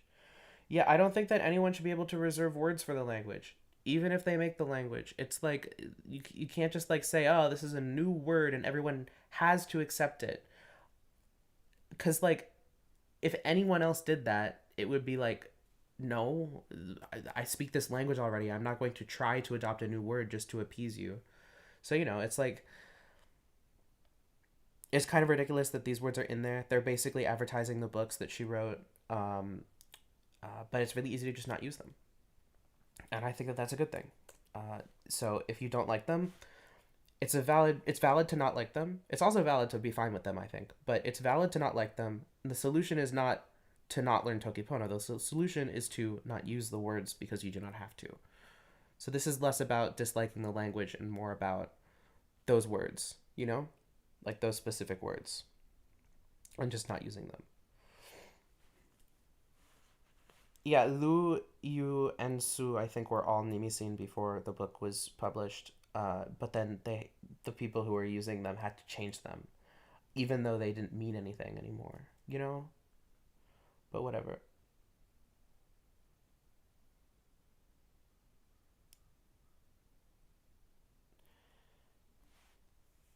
I don't think that. Yeah, I don't know. What's next? I don't like the Sitilin Pona glyph for Sewi. So this one's a little interesting because like I've heard this from people from all cultural backgrounds. So I've heard current practicing Muslims say this. I've heard ex-Muslims say this, and I've heard non-Muslims say this from all over the world, all areas of the world, like including South Asia, the Middle East, Africa, um, Europe, Asia, and the Americas. Right. I've also heard the opposite opinion from all those same places for people who do like the glyph. So this is controversial for sure. This is not like an objective thing. And we cannot defer to any individual's opinion within like the community. If just in case you don't know, Toki Pona. Okay. This is the glyph for Sewi, right? And this is the Arabic symbol for Allah, which is used most commonly to refer to the monotheistic God in the religion Islam, but is also used in Arabic to refer to other monotheistic gods from other religions. Um, and this is the etymology, this is the visual etymology of the Tokipona glyph that refers to both divine and physically high up, which is also an idiom that exists in Arabic, in Islam, and also like in Europe and European religions. So there's some religious symbolism going on here, but it's not inherent. Like this glyph does not necessarily refer to specifically the God of Islam. It just refers to like a singular divine entity that encompasses all of divinity, right? So that can refer to the God in Judaism. That can refer to the God in Christianity. I mean, that one might be a little debatable. Also, I don't speak Arabic, by the way. So if any of you do and you want to weigh in on this, I'd appreciate it. But I think I have the correct information on this. Um, I think a lot of the criticisms about this glyph are that focuses too much on one religion. Um, I think that's okay. I don't really care. But I think it's fine to want to use a different glyph because you don't want to use a symbol that is very commonly used in religious contexts. Um, Especially considering that it was like specifically designed in Toki Pona to tie together height and divinity in a very like um, kind of like a not exclusively Muslim way, because it's also height and divinity is also very common all over the world, but also in other Abrahamic religions like Judaism and Christianity. Um, yes, there's a alternate glyph that lots of people like to use instead. Like well that yeah, here it is. This is the alternative glyph that other people use. Um, yeah, I I personally like to take this long thing and kind of make it thinner when I use the alt version, because then it looks like a guy standing on top of a mountain. You know, it's pretty cool. But then that could also be seen as a religious image, you know, because like most prophets in Abrahamic religions, I guess Jesus is the one exception, right? Or did he go?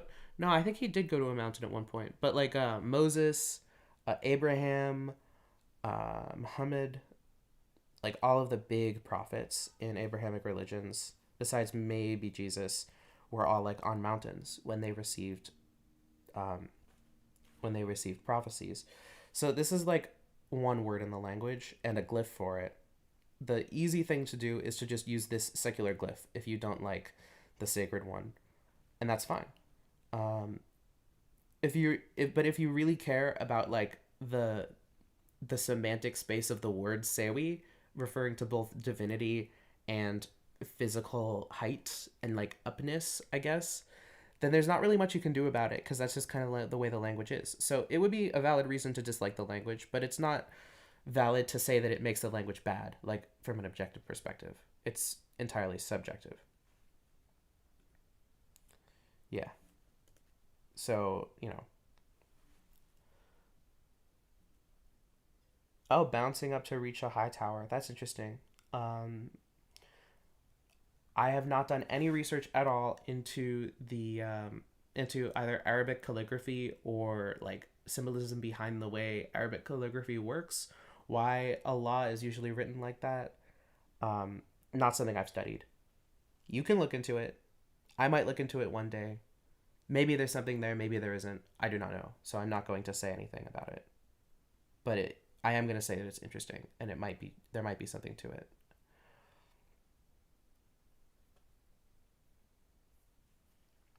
What next? Oh, woke and cringe. I'm gonna move this one to the pros. Yeah, woke and cringe. Yeah, that's good. Easy for me to forget a word because they sound similar to each other. This one came up in chat earlier. I think, yeah, I have some examples over here because this is true if you're learning English too. You have pin, pen, pain, pun, pung, pan, pon, peen. Those are just the ones I could remember.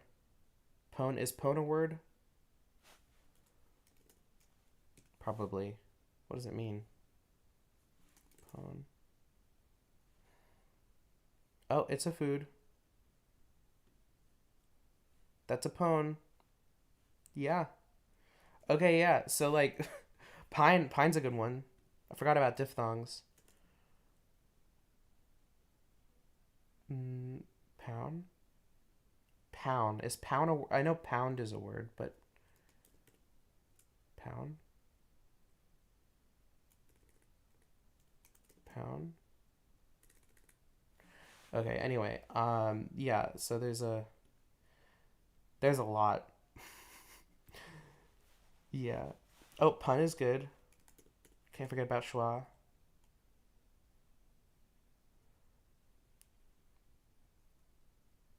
Pang. Pang that has a different last uh consonant, so I'm not gonna. Let's stop trying to come up with more English examples. We did that already. The next one is really funny. I brought this one up earlier, but it's to quote, as a devout Sapir warfist, they actually said that. Um, Languages like Toki Pona could save the world, but Toki Pona is too cute and monotonous. And like Saphir Whorfism, I don't think it's like necessarily problematic in the same way that phrenology is, because phrenology is racism, but Saphir Whorfism is not necessarily racism. It's just like we've already proven it incorrect, so we don't need to dwell on it. At least strong Saphir Whorfism, you know, it's as easy to prove as we can come up with new things that have never been talked about before. Therefore, languages can do lots of things that they've never done before, have never been involved in any culture. So like, it's just wrong. It's all you need is a thought experiment for that. And for the weak Saphir Whorf hypothesis, um, like the data that we have on that one is weak at best. Like the whole thing about bridges being masculine in German or and feminine in Spanish, or I think maybe it's the other way around, something like that. That study, people have not been able to replicate that study, and also we don't have the original information from the original study or something like that. There was a video about it at one point, but yeah, it's language. I think language can impact the way you think sometimes, but I do not think it ever does that in a significant way, and I do not think that Toki Pona does that any differently than any other language would. You know, what's the next one? Takes too long to disambiguate for you, maybe. For Libamanka, probably not. Um, I know I'm gassing myself up here, but I'm a proficient speaker of the language. You're taking too long. Um, I don't really care about Kepiken because I don't end up using it that much. Uh, even though I consider myself a user of the word, I don't use it that often. It doesn't come up that often. It's kind of interesting. Um,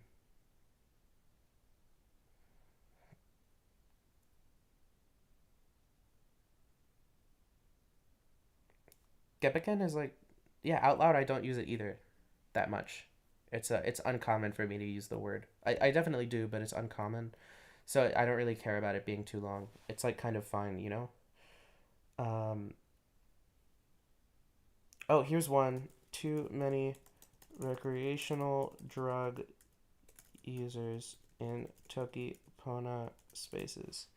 While I would never condone using drugs recreationally, I am gonna put this in the pros column and not elaborate further. Um, the next one is getting accurate translations is tough. Is that how you spell tough? I think that's how you say. That's how you say tough. Spell tough because they're always a little more vague than other languages.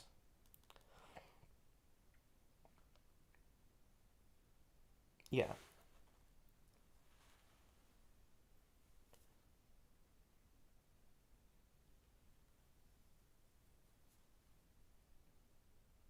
Yeah. Okay. I think people were literally just talking about weed once, which is both a recreational drug and legal in many places. So it's not self-incriminating to say that you use cannabis if you live in a place where it's legal. Competitive drug use is really funny. Um, I don't think anybody was like, yeah, I was selling heroin yesterday because it would be that it's illegal to sell heroin. I don't think anybody in Toki Pona spaces has been saying that. I think cannabis is legal in many places, including where I live, and you know, is is fine. So I'm fine putting that as a pro because I do really like hanging out with people who engage in cannabis. I think they're cool. Not all of them. Some of them are. Um, of course, as long as they're doing it legally, that's important to say. Um, the last one, oh wait, no, we were talking about getting accurate translations is tough because they're always a little more vague than other languages. I agree with this one. Oh, whoops. I agree. I agree with this one.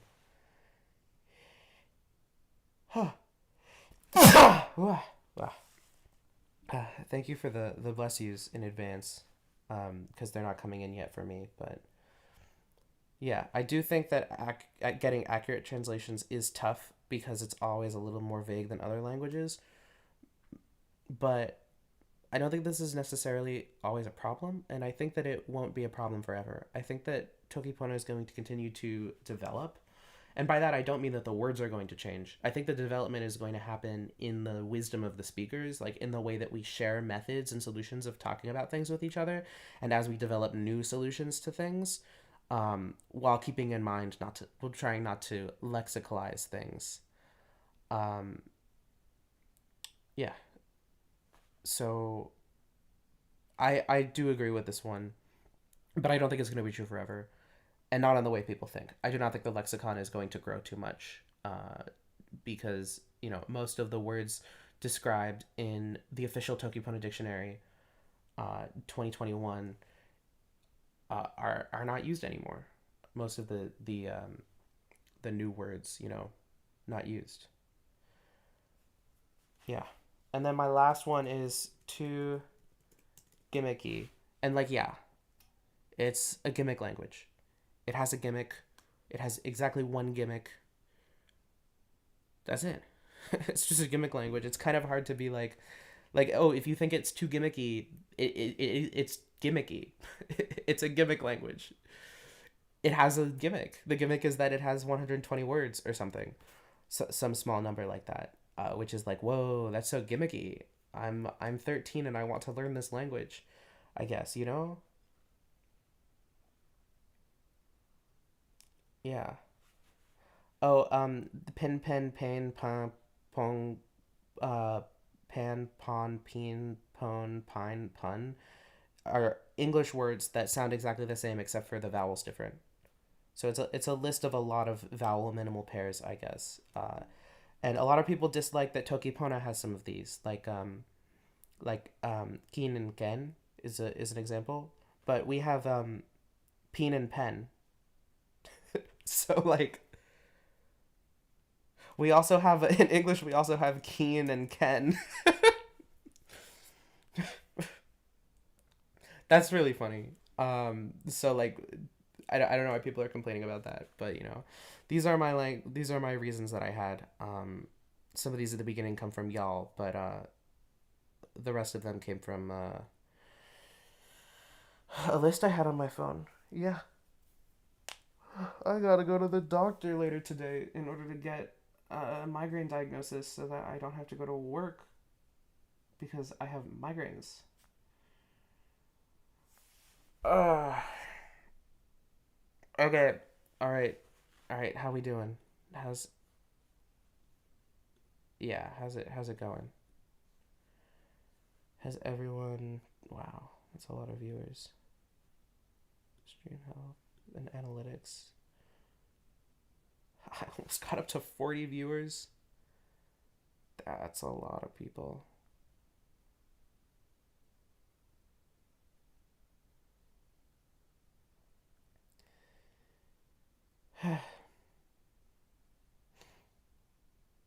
Yeah, those are all of mine. Oh, you want story time? Hmm. Hmm. Do I have any fun stories I could share? Do you want to hear about this one time when I was at sleepaway camp and a bunch of my peers who were black women or black girls, I guess, were obsessed with my white people hair and like wanted to touch it all the time. Um, so then later in life when I heard that like the opposite was a thing that happened a lot, I was like really confused because my only experience interacting with a black person and somebody wanting to touch someone else's hair was when two black girls wanted to touch my hair. That's pretty funny. I think that's pretty funny. They said it was so silky and smooth because I have white people hair. Um, but yeah, no, no, I understand that usually white people are like, ooh, ooh, your hair is so cool. I love your natural hair. Can I touch it? Can I touch your afro? Um, can I touch your very curly hair? You know, stuff like that. It's like that's most common, but yeah, that's Lipamanka's story time. I actually had scripted a video about it, and then I realized that it would be a weird video, cause you know, shit's weird. You know, I don't know what else to say. Yeah, that's my story.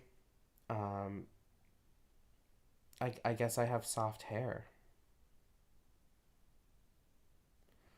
Yeah. When I send pictures that show my skin to people, they always comment about how white I am. Maybe. Yeah, that happens. Uh, does anyone have any more thoughts about Toki Pona? Anyone else dislike it? Do we want to try to get a list of things that people actually like about the language? That might be fun. Why do you like Toki Pona? Let's talk about that now. Yeah.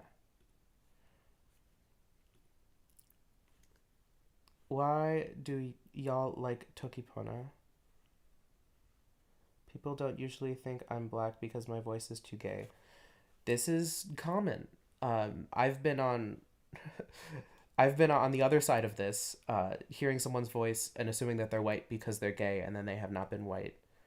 Um, I don't do it anymore because it's happened to me enough times that I've been embarrassed enough times. Uh, but yeah, that definitely happens. Tokipona is cool because wasa is a word. I like XYZ specific word. Direct quote from Wasomu.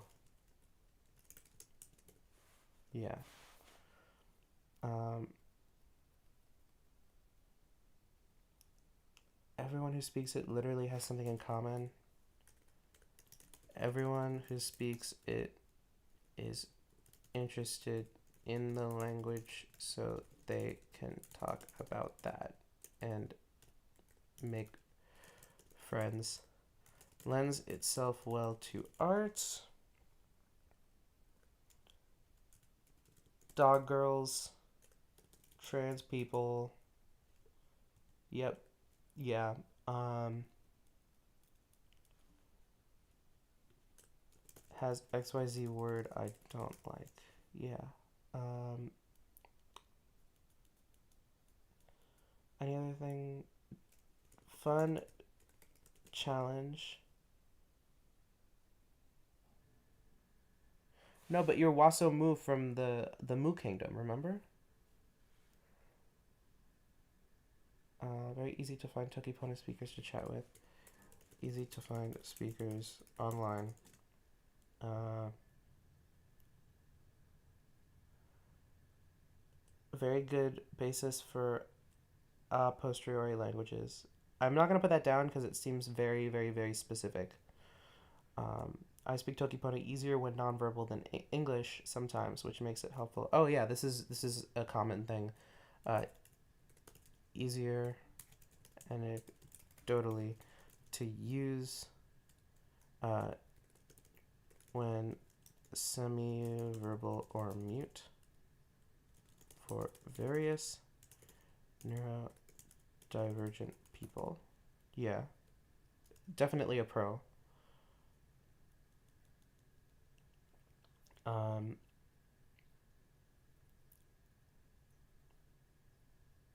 the Sitan, yeah, I'm gonna the Sitan glyph thing. I like the way PP looks. I'm gonna put that under this one. Like that's I'm thinking about that as part of this. You know. Mm. Making TP stuff is easy. I'm gonna put this one as uh it's easy to find a Toki Pona audience because the community wants more content. Yeah. Um,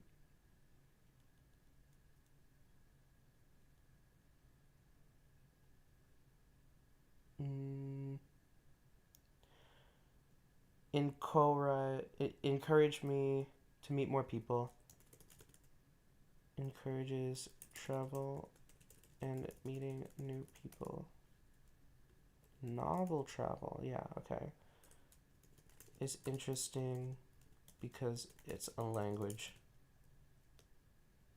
Or it's interesting.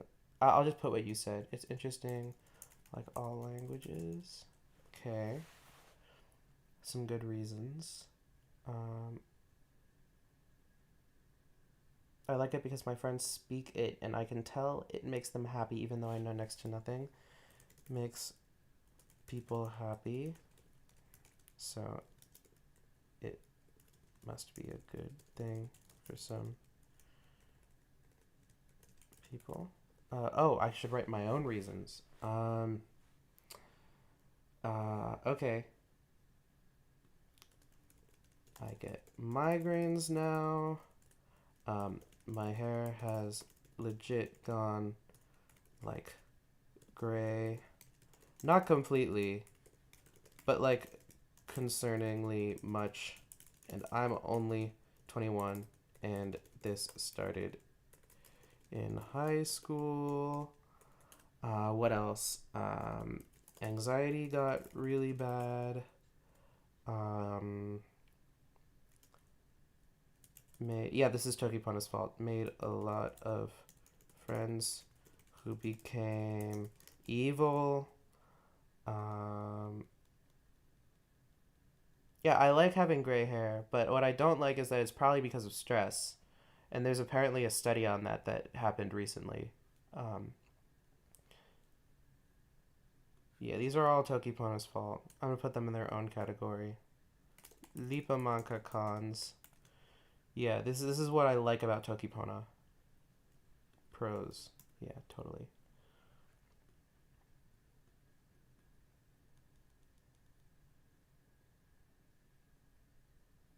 Yeah. Pros, pros. These are by pros. Um, okay, what do I like about Toki Pona? Chocolate. Um, Cardi B. Vegan cooking. Homosexuality. These are all things I like about Toki Pona. Yeah, and Toki Pona is responsible for all of their. Trans people's a good thing about Toki Pona. I don't get what you're confused about. Trans people is one of the things that is the makes Toki Pona good. Yeah, these are my favorite things about Toki Pona are chocolate, Cardi B, vegan cooking, and homosexuality. Mm,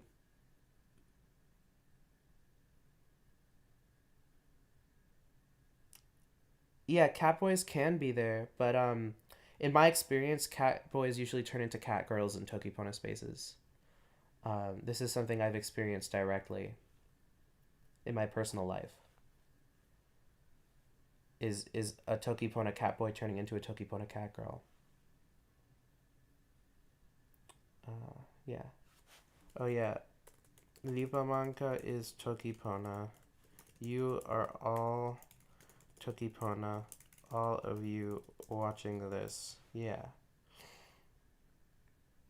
I learned about Toki Pona through a Mormon friend. I'm not Mormon anymore, and I have no idea about any queer things related to it. Was it made by a queer person? Like, is it more of an ally than English? That's interesting. Sonia has said publicly that she is queer before, um, but I don't think that she's specified in what way she's queer. She's married to a man, so the rest of that is not public information, so I'm not going to share it. Oh, reserve a word for my Bible translation. Okay. My word for Bible translation is pu. Um, Vipamanka's Bible translation in Toki Pona from the original Hebrew. And that's what pu means in Toki Pona. That's my nimisin. Yeah. Yeah.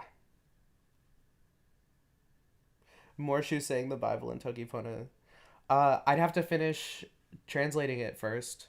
Um, I'm 19 chapters into Genesis, and I already have another 10 chapters later in Genesis that I finished, so that's a good amount of Biblage.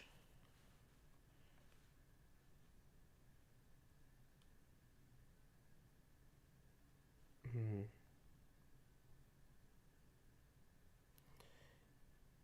Yeah.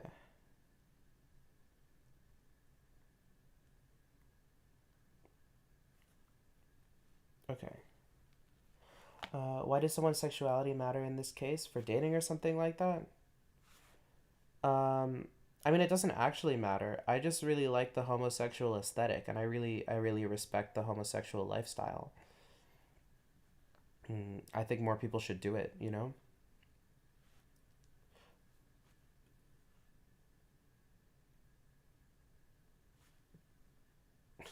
Dang, I was about to use poo in a new and creative new way. I I think it's annoying when people try to use poo in new creative ways that aren't like disruptive to what it actually means because it's like they're taking it seriously and it's not a serious word. It's just as used as kires naku because it's has a much more specific semantic space than any other Tokipona word. Um, and it's kind of a joke, I think. What the monker? Seme the monker? There we go. Yeah, I could write Lipa Manca in the cons. Lipa Manca. Um,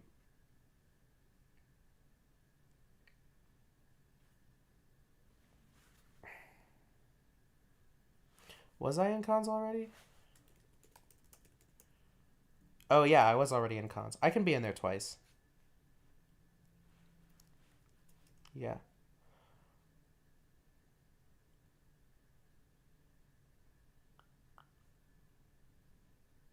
Yeah, I should be there twice. What else do I like about Toki Pona?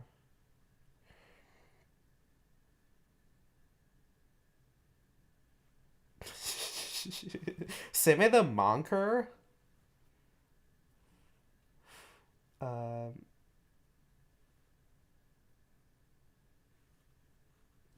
at this point, I'm not like this part of my list is not a serious list. Also, the whole list is very silly, so it's not. This is not like a what's in Language of the Gods?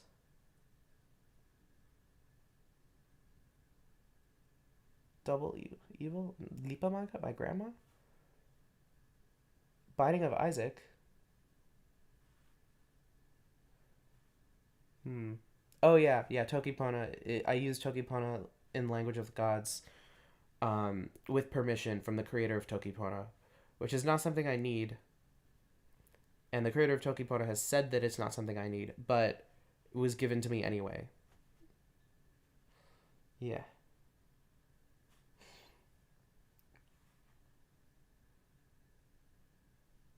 I just do the. I just do. I don't know. Um,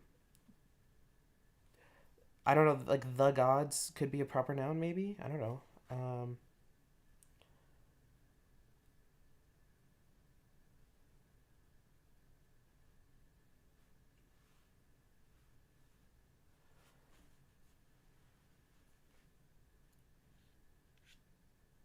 yeah. I'm so tired. Don't get too involved in Tokipona if you don't want to be tired all the time. That will happen. It has been fore prophesied or something. I'm so tired.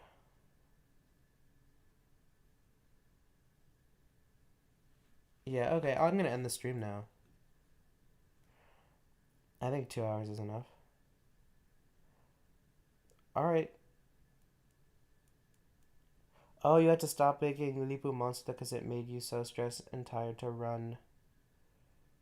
Yeah, it's just it's frustrating and stressful to do Toki Pona things. I'm not actually leaving. I'm gonna stay.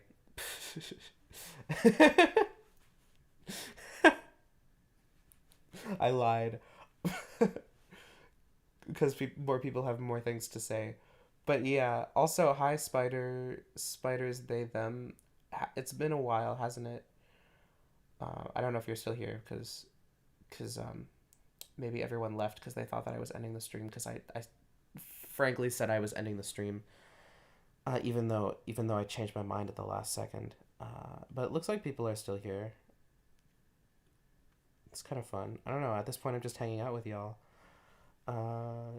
Join my Discord server. Yeah, and we could hang out there. Oh, a bunch of you have already done that. Um, that's great. I'm making more Toki Pona videos. I'm making a video responding to some questions from Toki Pona something. Toki Pona Q&A, I think is what I called it. Yeah, that's what I called it. I'm a little disoriented at the moment.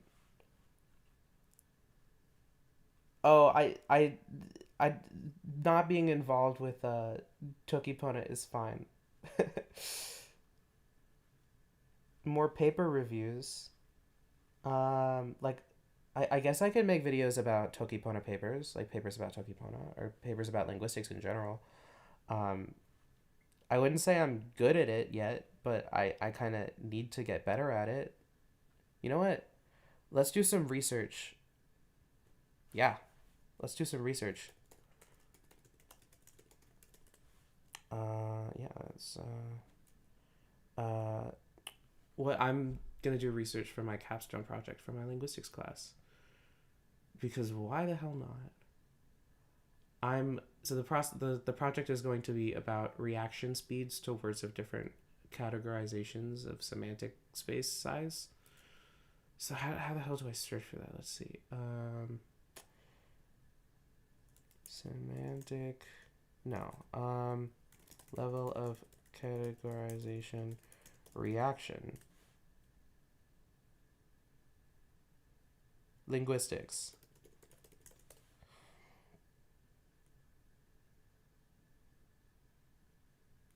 Uh, hmm.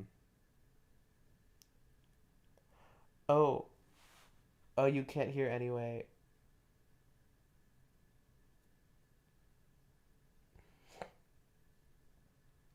Hmm. Oh, people are talking to each other in the chat. That's pretty cool.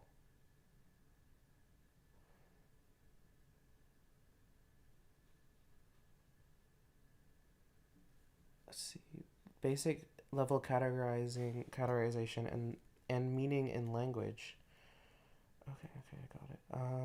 Abstract categorization is the most basic cognitive process. Interesting. It it is the ordering of phenomena according to the similarity with the purpose of guiding our interaction with the environment. Fascinating. Categories are formed in accordance with a functional and adaptive structuring of reality.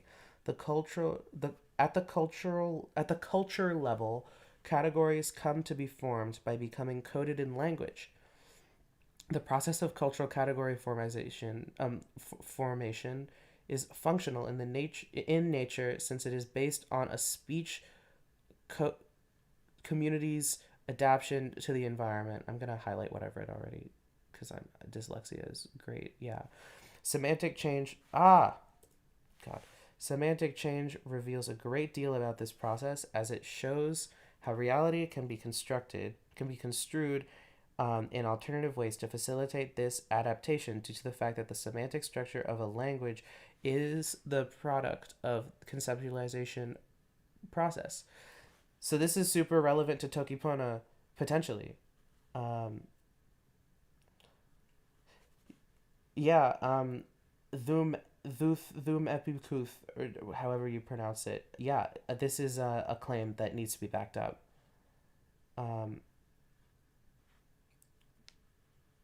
I think what even is a cognitive process? This is is a question that I have immediately, and I think it's because this paper is not only a linguistics paper, but it's also a cognitive science paper, and I have very little knowledge of cognitive science, even though that's what I'm planning on doing my capstone about. But um, oh yeah, Hungarian author. I used to know how to pronounce Hungarian based on reading it, but then I got boring. Categorization as the basic level involves abstraction relying mainly on perceptual attributes, gestalt structures, and common motor movements. Thus, it is to be expected that such categories exhibit a significant degree of universality. In spite of this, their manifestation in language, basic level terms, are also affected by the fact that language is a culturally influenced cognitive model of reality. It can be observed, even at this basic level, that language will be shaped in such a way that it will best facilitate communication and coordination in and of the physical, social, and cultural connotations under which it is used. Whoa. This paper seems like it's going to be awesome for Toki Pona. I'm going to save it. I'm going to save the paper here. Yeah. There we go. Um, yeah. What's next? Categorization is a process of ordering various phenomena, objects, events, actions, processes, qualities, relations, etc., into different groups according. Okay, one sec. Hold on.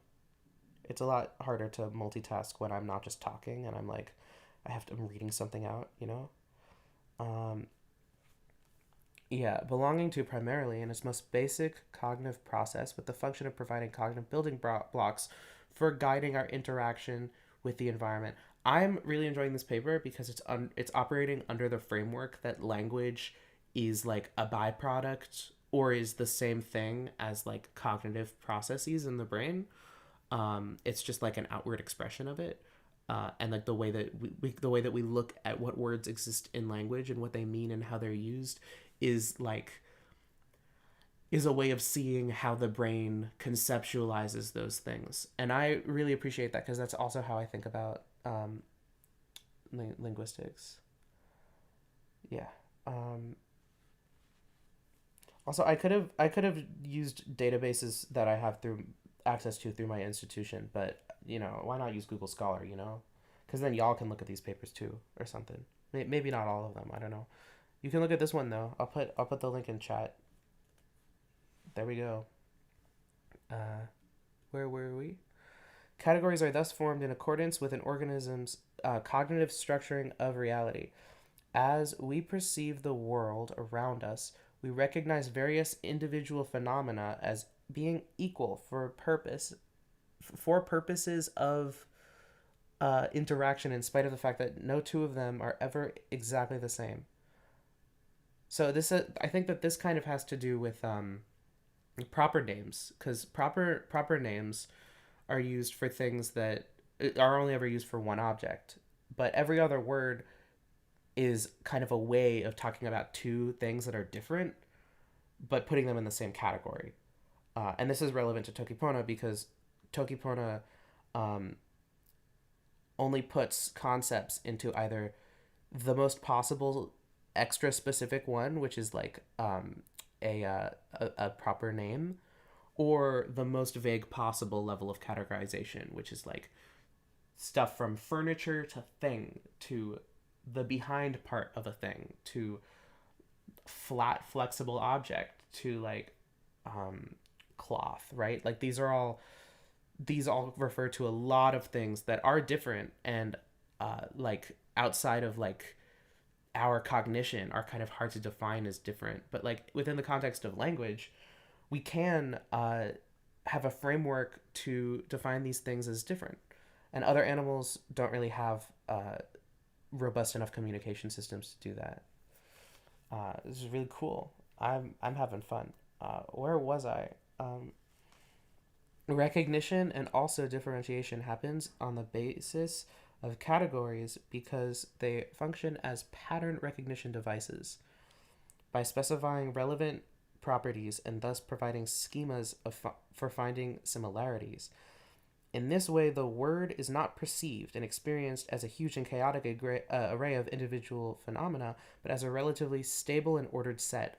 So, what this is saying, at least I'm trying to paraphrase as I'm reading through so that I know that I'm understanding what I'm saying. Um, Sixths? Wait, what, did I say sixths? Did someone else say sixths? I mean, I'm the one, whatever, that's distracting. What I believe this is saying is that, like, it's incredibly unuseful to, when someone says the word chair, think about all the different ways chairs could be as individual separate concepts that can all be referred to with the word chair. So instead, our brains have developed to be able to categorize them together so that the word, when the word chair comes up, it is like a list of semantic attributes that can apply to many different objects. You know? No, it's okay. You don't apologize for distracting me. I'm fine. I'm having fun. But this is a relatively stable and ordered set. So there's some order going on in the set of like all chairs, right? I'm saying chair because I have a chair right here, but it's also a really good example of a word, you know? What's next? This order perceived in the world is not an objectively given state of affairs. Uh, Wait, ooh, spider they them says a thing.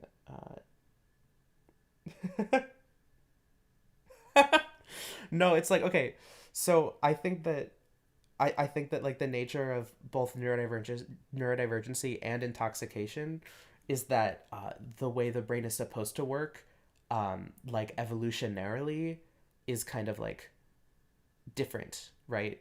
Um, Something changes, and I want to be very clear. I'm not saying that something changes for the better or for the worse. There's just a change that happens from uh, evolutionarily how we evolved to survive in the world, um, and like it's really it's really interesting to think about how stuff as basic um, as you quoted, world is not perceived as a huge chaotic array of individual phenomena, stuff like that, how that can change when either you're intoxicated or you are experiencing neurodivergency, either temporarily or like as like a neurodevelopmental thing. Um, I myself have thought about how this interacts with me a lot. Um, uh, Exclusively with neurodivergency, of course. I would never do any recreational drugs. That would be bad. Um, but but yeah, like sometimes I have experiences as a neurodivergent person that are like, yeah, the world is not a relatively stable and ordered set. It's a huge and chaotic array of individual phenomena.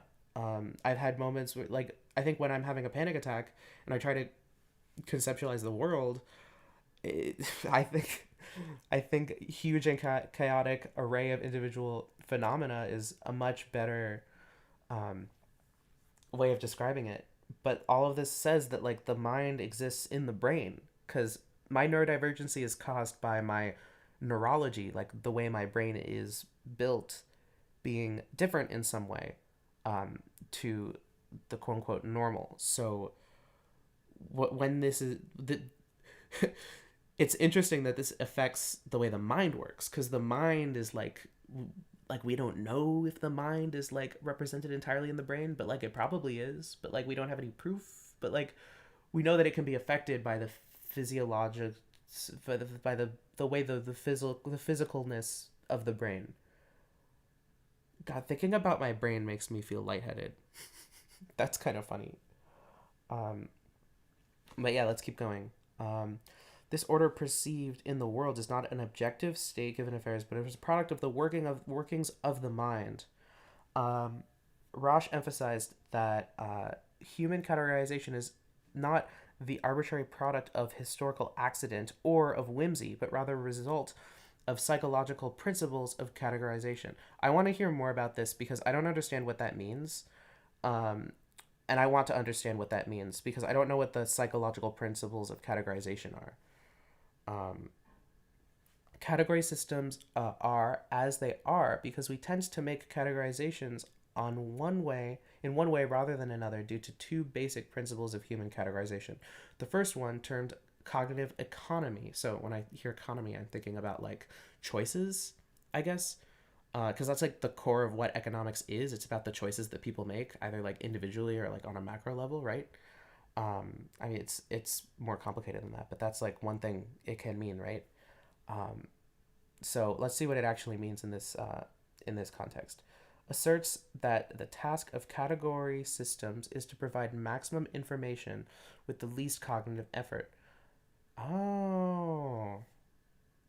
So here, economy is not just the act of making choices, but the act of making the right choices in order to do things efficiently, which is a little bit more specific than my guess was.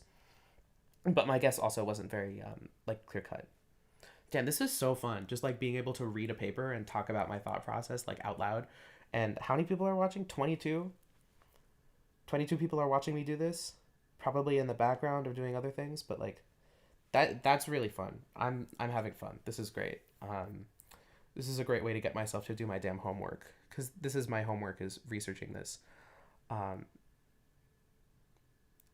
where was I? These principles are not supposed to explain the development of categorization in children, nor to explain how categories are processed, how categorizations are made in the minds of adult speakers of a language, but rather the categories found in a culture encoded by the language of that culture at a particular point in time. I need to read that again. These principles are not supposed to explain the development of categorization in children. So, cognitive economy is not about how children learn words.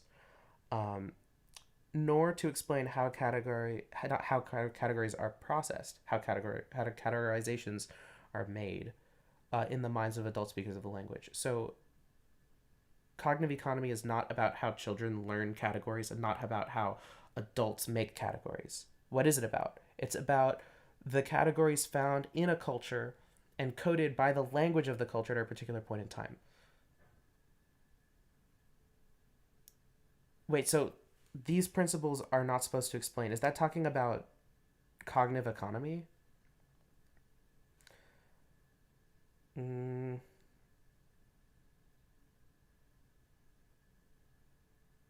hmm. What are these principles? Is it the second one asserts that perceived word comes as structured information rather than as arbitrary or unpredictable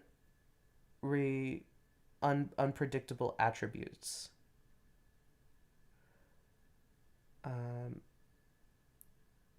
what does that mean? Okay, asserts the perceived word comes as structured information rather than as okay. So whenever we hear a word, we know that it means something, and it's organized. The meaning is organized. So the first thing is that uh, a task of category systems is to provide maximum information with the least cognitive effort. So that's just about like making the way our brains conceptualize information efficient. And then the second one um, is about words in language, the assumption that words in language will have an organized meaning and not a chaotic one, right? Um, Perhaps read Roche 1978. Yeah, maybe. That might be a good paper to read, but we'll see where we get. So these principles being words have organized meaning and the brain wants to think efficiently. Explain don't explain how categories come to be, but explains how categories arise from culture using language. I think I got it. Okay. These functional principles of categorization are responsible for the fact that the several categories of the human mind that get coded in any particular language should provide the most efficient way to deal with the environment. Okay, so oh, oh, whoa, that's cool. What was the thing I just read? What does it mean? So, you know when like you have a moment where it's like, whoa, that's so cool, and then you're reveling in the feeling of coolness, and then you forget what you were thinking about. I love having the brain I do. Uh, is this what I just read? I think that's what I just read. Okay, let's read it again. These functional principles of categorization are responsible for the fact that, okay, so I can ignore that part because it's boring. The specific categories of the human mind that get coded in a particular language should provide the most efficient way to deal with the environment. So, what that means is that the way that the words in languages evolve over time is like as a natural process, I'm assuming, because I don't think this paper is taking into account Toki Pona as an example because it came out in 2013, and also linguists and cognitive scientists don't really care about Toki Pona yet, which is what my project is about. My project is trying to get linguists and cognitive scientists to care about Toki Pona because it might uh, kind of change the way people think about what language can do, hypothetically, not just like what it ends up doing or what it has done in the past. But what this is saying is that the specific categories of the human mind get coded in a particular language, and any particular language should provide the most efficient way to deal with the environment. Here, environment, I'm assuming, is culture, right?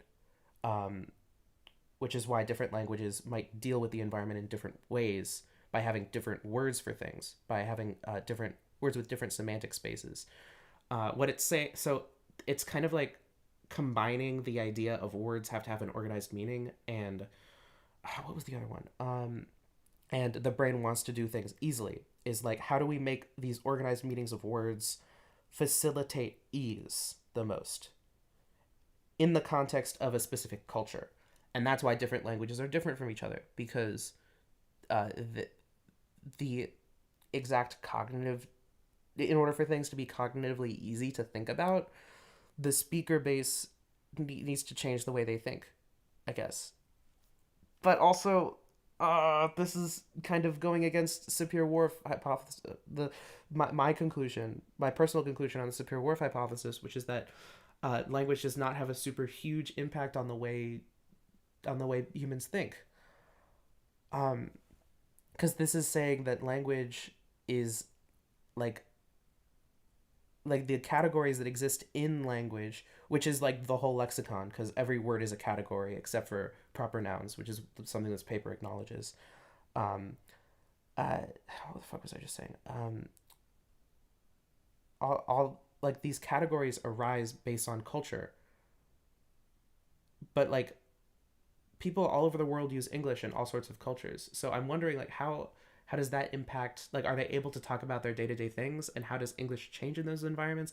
I have so many questions, and I'm a little skeptical because this is kind of going against my thoughts on the Sapir-Whorf hypothesis. But let's continue because this is interesting, and I think that this way of thinking about language and cognition is really relevant to Toki Pona because it doesn't this method of thinking about things doesn't work for Toki Pona because uh, Toki Pona does not code categories in a way that is most efficient to deal with the environment. It does it to have as few words as possible as a gimmick, I guess, maybe for individual reasons for specific people, but like it does not fit this description and it has many speakers. Therefore, the cognitive science of Toki Pona speakers, perhaps only, but also, maybe also, but like, what am I saying? Like, perhaps only when using Toki Pona, but also maybe at other points in time, the cognitive processes of the brain might change because because Toki Pona speakers are no longer speaking a language that is coded um, in a that is coded to have the Toki Pona speakers are no longer speaking a language that codes its categories to provide the most efficient way to deal with the environment. That's so cool. Because if Toki Pona doesn't do that, then how will it evolve over time? Because it's only been evolving for like 25 years. And like at the beginning, it was kind of evolving in like a weird way because it was still like kind of being produced. But if languages code for the most efficient way to deal with the environment, and Toki Pona was coded manually for a different reason, like by a person specifically for a different reason that wasn't the most efficient way to deal with the environment, what does that say about like the practicality of using Tokipona? What does that say about the way that the brains of Tokipona speakers work? Because they're speaking a language, some of the only speakers in the world who speak a language that does not resemble, in its categorical structure, the way that uh, the most efficient way to deal with the environment. Just crazy. Yeah, yeah. Oh, wait, the people have other thoughts too. I really disagree. I think that language does impact how people think and see the world. It does, but it's a minor impact in my opinion, is what I was saying. Not that it doesn't have it, not that it doesn't happen at all. I think it does impact things. Um, uh, I'm the indigenous language revitalization stuff. Uh, I think is a little dubious. Like I've seen, for example, the Wampanoag. Uh, in the Wampanoag language, the word for sun is inanimate, but all the other planets, including the Earth, are animate. So then, some Wampanoag language revitalists, are saying, "Wow, look at this ancient knowledge that we have about the Earth orbiting around the sun instead of the other way around." And maybe I don't know. It's like that's just so minor, and like everything I've heard about like a specific example of language impacting how people think about the world, is really minor. Like another example, Tokpisin, um, requires you to specify whether or not an action can be undone using the auxiliary word binis. So like bagarap means to destroy, but bagarap binis means to destroy forever. It cannot be rebuilt. And I was listening to a podcast in Tokpisin at one point, and the podcast was describing Gaza, and the guy who was describing it said like uh, many places in Gaza ikama bagarapinis. And when I heard that, I was like, oh, he's specifying because he has to that the destruction is so severe that these buildings cannot be rebuilt. They cannot be fixed. They need to build new buildings on top of the rubble, something like that. And because that has to be grammaticalized, Tokpisin speaker would have to evaluate whether or not that is the case. But I still think, like, yes, it is a thing that happens in language, that it will impact the way you think. I still don't, I'm not convinced personally that it's significant, like, really major. And then also, it has been used to justify racism, like, a lot. Like a especially good example is the Inuit have 100 words for snow thing. It's about like, oh yeah, that must impact the way they think, so we can do colonialism to them, uh, which is it's completely arbitrary, by the way. The idea that having 100 words for snow would make a people think like less than, but it's so easy to say that if people think differently, then maybe one way of thinking is better than others, which is not something I personally think, but it is a thing that a lot of people. It's a conclusion that a lot of people automatically come to, uh, maybe because they don't understand why diversity is good. I have so many goddamn thoughts, and like I'm saying this as someone who's like part of a community that has a marginalized language, Yiddish, which does uh, interact with thought in a very interesting way. Specifically, a lot of religious elements and a lot of like ethnic elements have become grammaticalized in the language. Like the word for like just a person, mensch, has gained positive connotations because people stopped using it to refer to people. They started only using it to refer to people who did good. Like a mensch is someone who does good, not just a person. In German, mensch just means person. In Yiddish, if you want to talk about a person you saw on the street, you need to cognitively think, were they Jewish or were they not Jewish? and then you say either I saw a yid or I saw a goy. You know, those are the two words that you use to refer to people. You have to think in your head, was that person I saw Jewish? So in this way, in order to speak Yiddish the way that a Yiddish speaker would, you need to be profiling everybody as Jewish or not Jewish. That's a tangible effect. Um, that's the best example I can think of a way where like language affects the way you think. Um, it's just like so minor, I guess. Like it's not huge, you know? It's kind of small. But it's real. It's real. It is a real thing.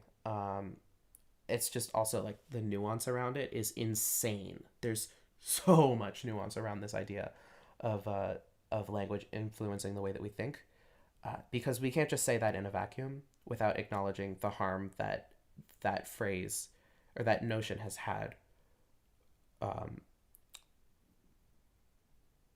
yeah, having your language erased is huge for people, um, but that's like not directly relevant to whether or not language affects thought. You know, and like my ethnic group's language, like a huge portion of my ethnic group's language, specifically like the secularist elements of it, and like the parts of it that are really different from other Germanic languages are getting erased because the only speakers of Yiddish are Hasidic, nowadays, pretty much. Um, so I can definitely relate to having my language erased, and that being huge for me because it is. It's huge for me that I'm not like a native fluent speaker of Yiddish, because my language is being erased. But that's not like directly relevant to like Sapir Whorf and like how language and thought interact. You know? Yeah. Uh, I don't know. I think people who speak the same language often think about the world in such completely different ways, even though they speak the same language. That like, is it even specifically language that makes people feel differently, or is it just like people being different? You know? Yeah, Welsh is awesome. I love Welsh. Big Welsh fan. Should we go on? We should go on. I should go on. They will influence what conceptual categories will be socially adaptive and will result uh, and will as a result achieve cultural significance to become coded in a language. Thus, the process of cultural more responses. That Yiddish example sounds like the type of thing where language ratifies the categories of cultures creates rather than the language affecting thought itself. Yeah, most of the time I see it the other way around. Like the what people need to think about becomes grammaticalized. That happens so much. That drives language evolution, which is maybe what this article is talking about a little bit more than the other way around. But I do think that because like me learning Yiddish, I do not have a cognitive need to efficiently be categorizing people as Jews and non-Jews in my day-to-day life because I do not live in a shtetl in Eastern Europe in the early 1900s or late 1800s. I am not facing pogroms. Um, I do not need to be paying attention to who is in my group and who is not in my group for safety anymore. So if I learn Yiddish, um, at this point in time, it is the opposite way around. The language that I'm learning is impacting the way I think. However, Yiddish that is used like as a vernacular these days has changed to the point where I don't think they really use that in the same way anymore. At least like if they weren't, maybe they do in Hasidic communities, but like I would expect Yiddish to lose grammaticalization of distinguishing between Jews and non-Jews at some point, um, in the United States because Jews in the United States are white and do not face such intense violence in their marginalization. Um, so, and not all Jews, the Yiddish speaking ones specifically, the Ashkenazi Jews. There are plenty of non white Jews. But yeah, no, no, this is interesting. I'm having fun. So uh, it's socially adaptive and will result and will as a result achieve cultural significance to become coded in a language. Yeah, this is literally what we're talking about. So you didn't derail the conversation. You're just giving more examples of what this article is talking about. Thus, the process of cultural category formation is functional in nature, since it is based on a speech community's social cognitive adaptation to situations its members might encounter in their environment and which they have to handle by thinking, reasoning, and communicating about them. This is exactly how the grammaticalization of Jewishness in Yiddish um, arose in the first place. This is where it comes from, right here. Um, this speech, this exact thing. Uh, this is explaining exactly what I just said. That's awesome. That's awesome. It means I understand the paper. That's great. That's great. Because like if you can explain what the paragraph you haven't read yet is saying, and then you read it and it's you were right, then you're winning. This is my favorite thing to do. It doesn't happen that often. Yeah. I can link it again here. I'll also put it in the description of the YouTube video right now. I'll do that right now.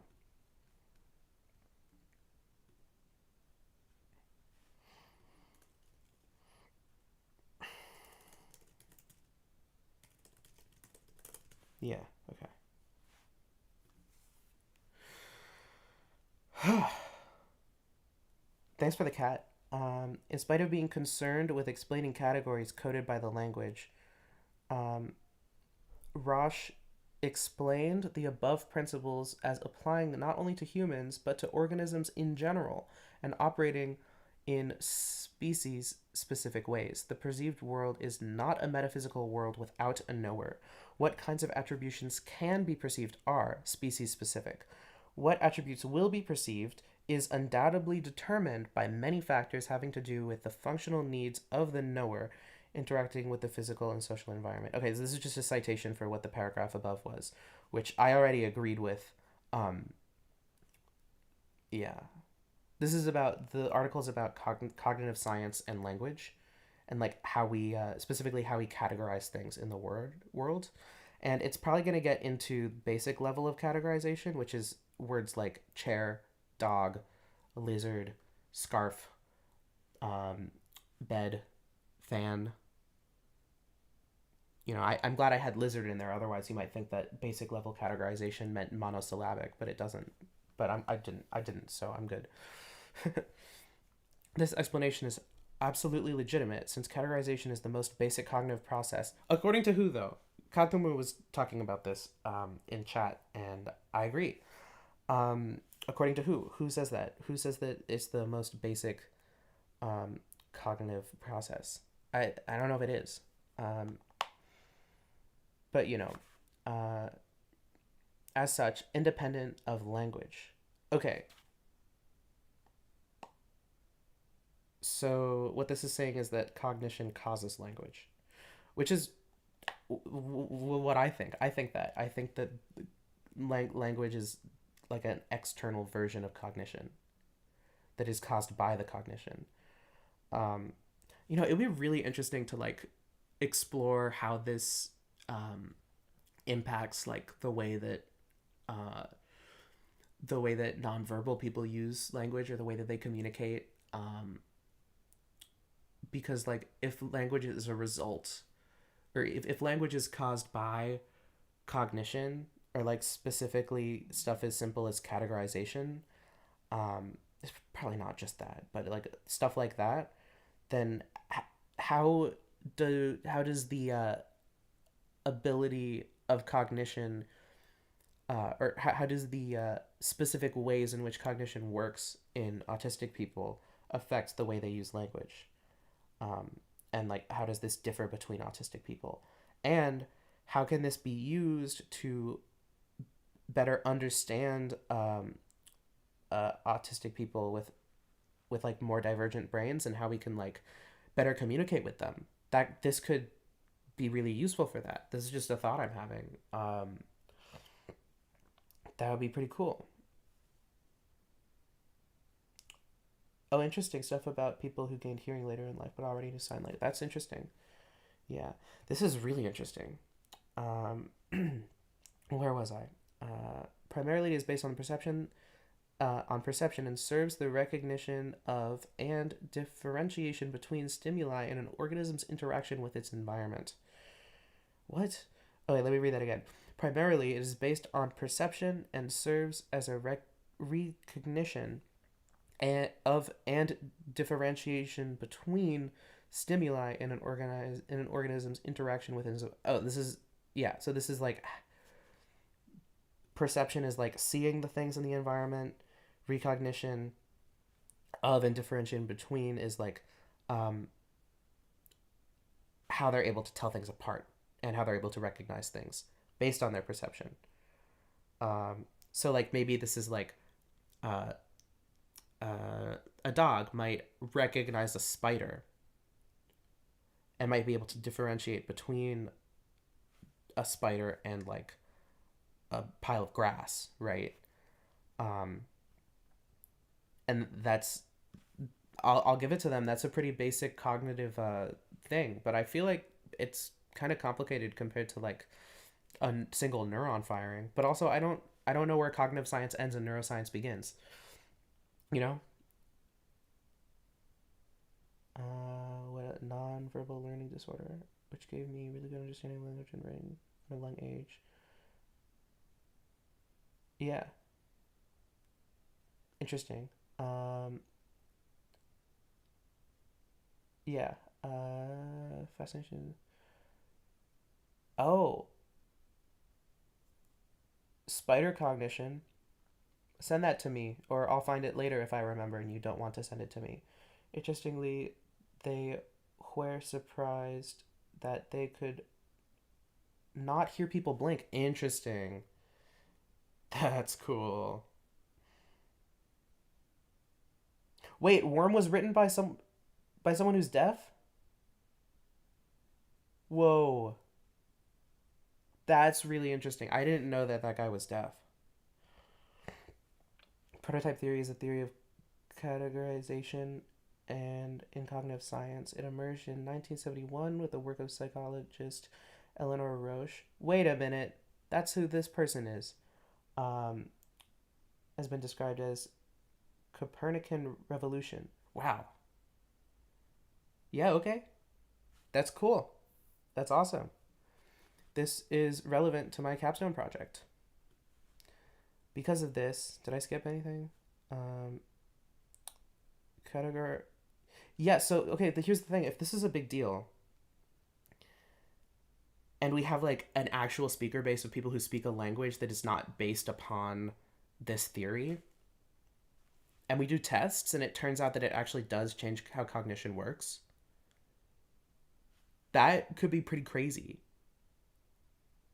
That could be pretty crazy. So that's what my capstone project is. I'm gonna send out a form to Toki Pona people, and like test reaction times for words of different categories in Toki Pona and in English, um, and then see if there's anything interesting in the data. Oh yeah, YouTube filtered it. Um, unfortunately, yeah. So categories provide the basic building blocks for cognition. Okay, this is according to Roche. The biological function of which is to operate on an internal model. Okay, so this is like when an animal sees something. In order to react to the thing that they saw, it needs to know what the thing is. So the first thing it does is categorize the thing. So I guess that makes sense. I guess that makes sense. Um, because of this, categorization necessarily involves an interpretation of reality in terms of the perceiver's biology that is reality characterized according to the role its parts play in the functional interaction between organism and environment. Roche's principles of categorization explain exactly this function of categorization. Um,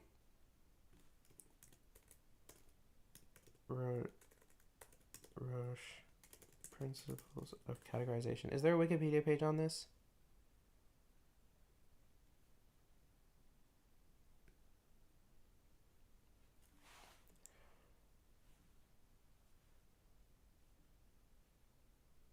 Okay, I'm gonna have to look at this later because this is if this is really important, then I'm gonna have to look at it. I don't know what to say. It looks relevant. Oh, prototype theory.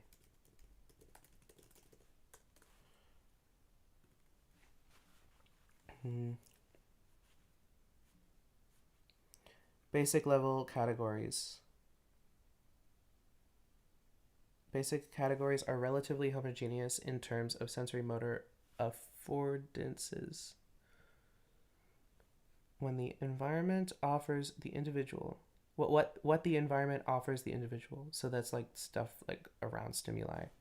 A chair is associated with the bending of one's knees, a fruit with picking it up and putting it in your mouth, etc. At a subordinate level, more specific, few specific features can be added to the basic level, whereas at the superordinate level, these conceptual similarities are hard to pinpoint.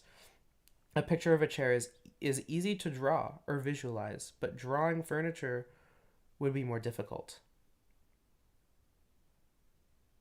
Oh, because the word the word furniture is so much more vague than the word chair. So yeah, so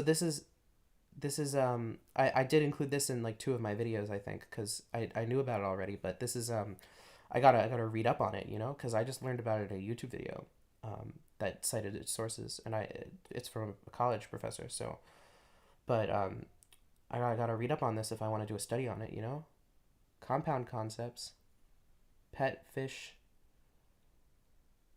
Hmm, interesting. But it's a prototypical pet fish. Interesting. Yeah, I gotta look at this later. Let's go back here. Bye, bye, spiders. They them. Where was I?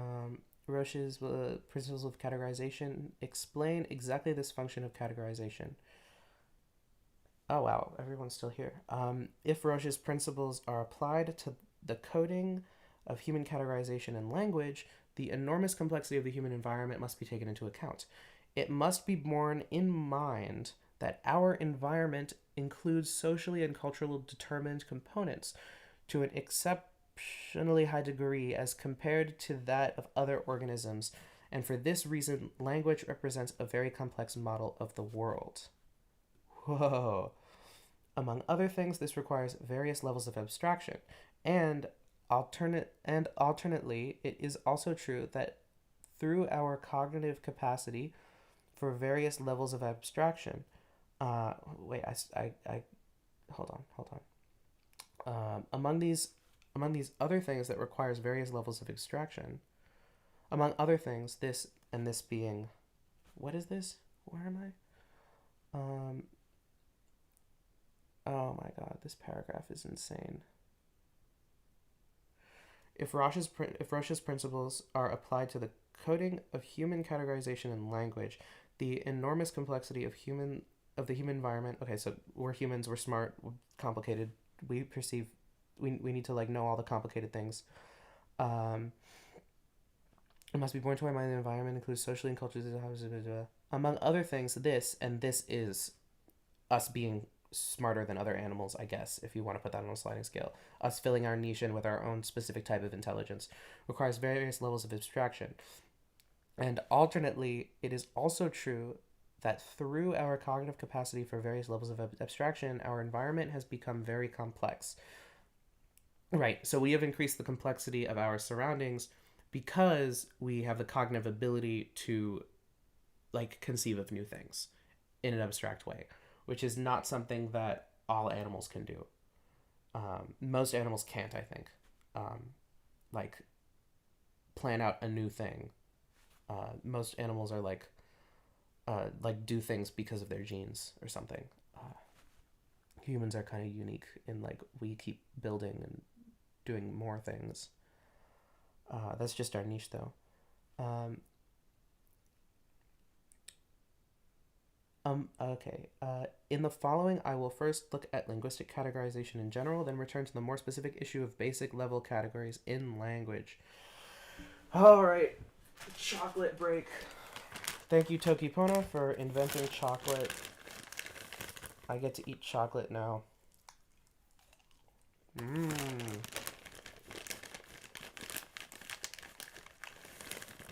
Mmm. While we're having a chocolate break, does anyone have any thoughts about this? Am I the only one whose mind is blown?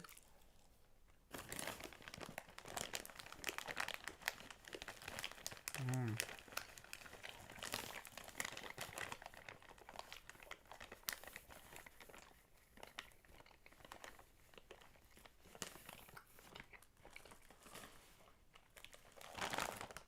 Okay, we got some thoughts about chocolate.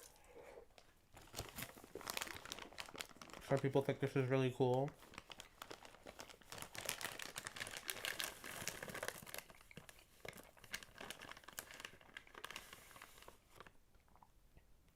It's not really about genes. I brought that up like as a side note, I guess. Like the reasons why spiders build webs is because they have genes that code for them making webs. The reason why humans, I don't know, make constructed languages is not because we have genes in our body that cause us to create constructed languages. It's because our thoughts can become abstracted enough to increase the complexity of our environment. And this is kind of like a vicious cycle. Is what this paper is saying, basically. Or I don't know if it's. I don't think it's saying that there's a vicious cycle, but it's kind of like acknowledging that we are making our environment more complicated, and as the complexity of our environment increases, the complexity that we need to be able to um, comprehend with our brains increases as well, and therefore the complexity of language has, in my opinion, probably over the course of hundreds of thousands of years at the very least, has increased very slowly. But who knows? Maybe it's increased a lot. I think that that gets to racism a little bit, you know, because then like we start comparing ourselves in the West to like indigenous people all over the world, and then we start to be like, oh, they have a lower level of technology than we do, and then therefore um, their languages must be more simple, but they're not. So that must not be true. So it must have been hundreds of thousands of years. You know, that's like my hypothesis and my understanding.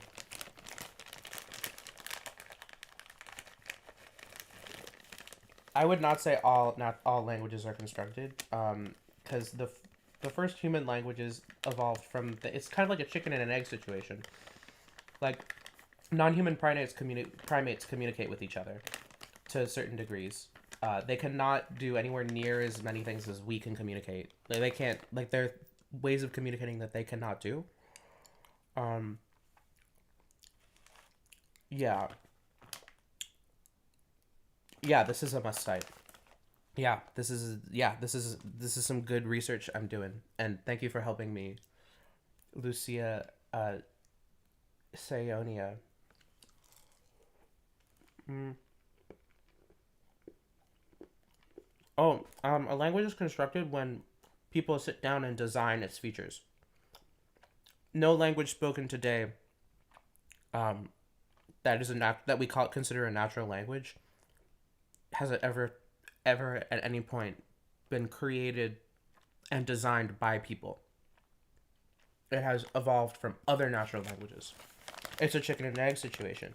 Like if we go all the way back to the communication systems of other primates, and then we look at ours, it's like which one was the first human language?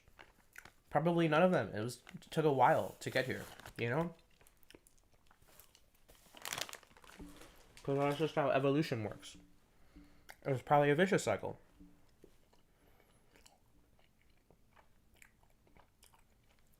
Chocolate.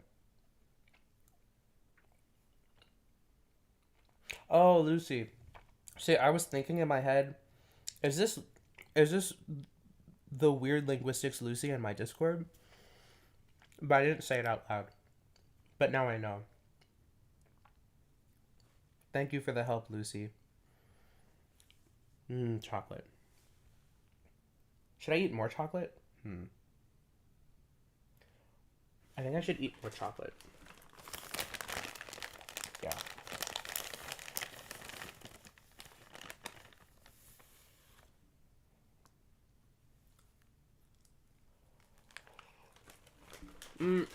I would say yes. Many standardized natural languages are constructed to some degree.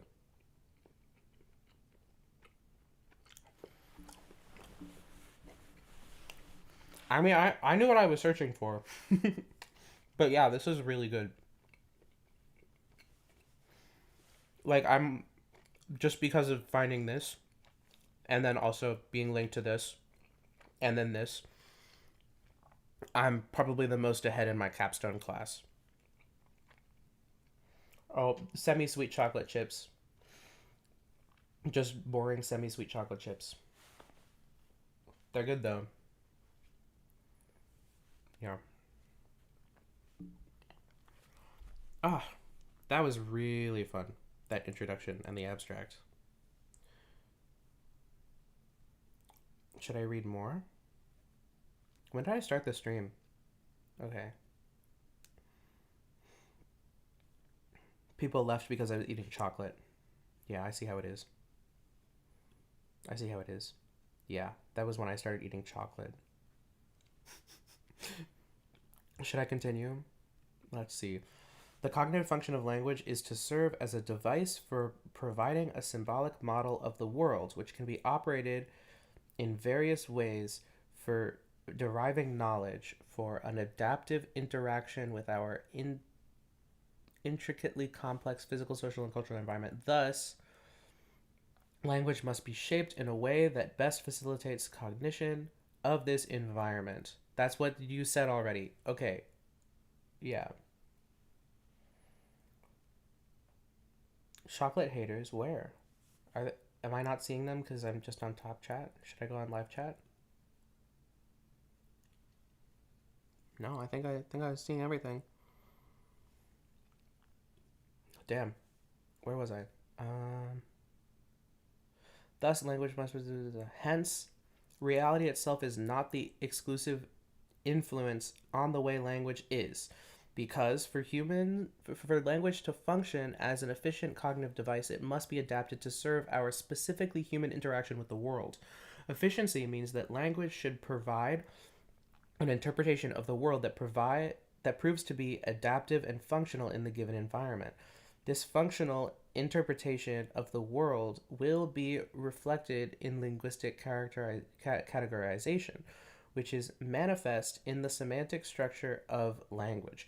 Thus, language will impose a particular categorization on the world which has emerged as a result of Roche's principles, so as to provide an adaptive model. What? Oh, the Choco haters left. Okay, I see. I don't know what's going on here. Also, I kind of have a migraine right now, but it's like kind of mild at the moment, I guess. Thank God. Um,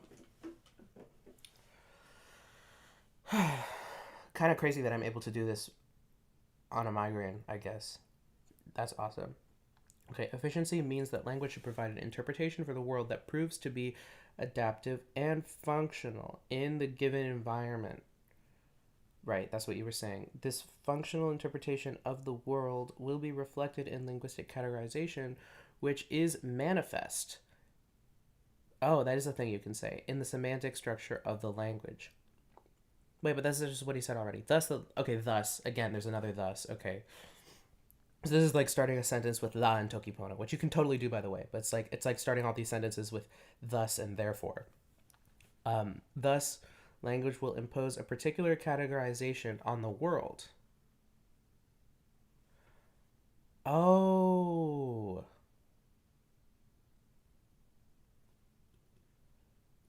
Language will impose a specific categorization on the world. I think what this means is that because language is like what we do. What does this mean? I just want them to elaborate, which has emerged as a result of Roche's principles so as to provide an adaptive model. I want to know what this adaptive model is. I think they're going to expand into it. Actually, what pronouns does this person use? I don't know what type of name this is.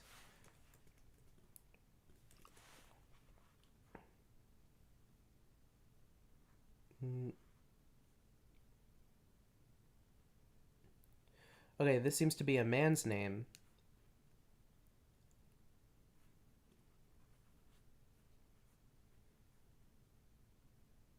Yeah, but it's also a surname. Oh, hi, nice to see you. I'm doing well. I'm focusing on a thing.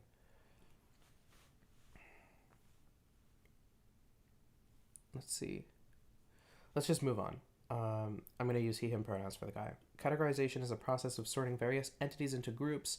It means both the cognitive process of pattern recognition and our everyday interaction with the environment, cross-reference Smith and whatever, and and also that of setting up categories and establishing a category system. Hmm.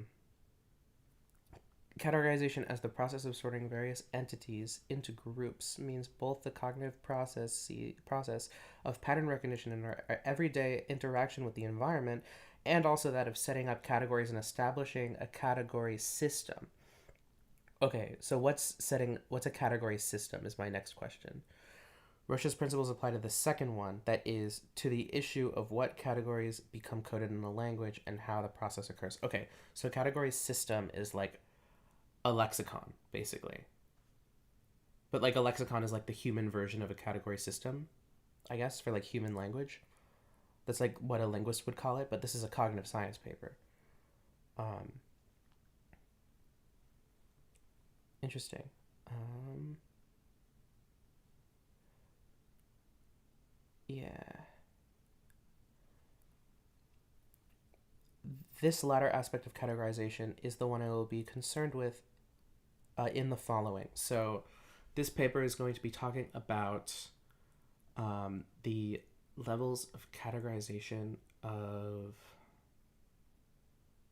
This paper is going to be talking about the like how lexicons are built and like probably like stuff like the distribution of which words belong to which categories and what ends up getting a word and like what words show up, stuff like that in language based on the environment around the speakers of the language. Okay.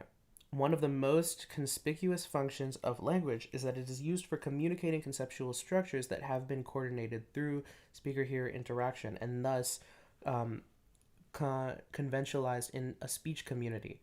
Therefore, categories in language exist basically in the form of word meanings. Thus, semantic structure reflects a particular category system, and through this a particular way of categorization, language imposes on reality. So, language does affect the way we think, because but like the language we speak is already a reflection of the way we already think, because language comes from thought. So how can this be describing thought coming from language?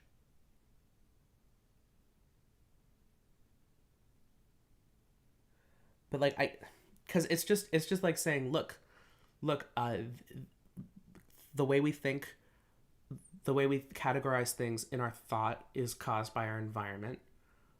But then uh language is a reflection of how we categorize thought based on our environment. But look at that. The way we use language ends up impacting how we change our environment. Therefore, language causes change in thought. But the logic doesn't follow because, like, that's just a correlation, and we already have the causation as the other way around. You know?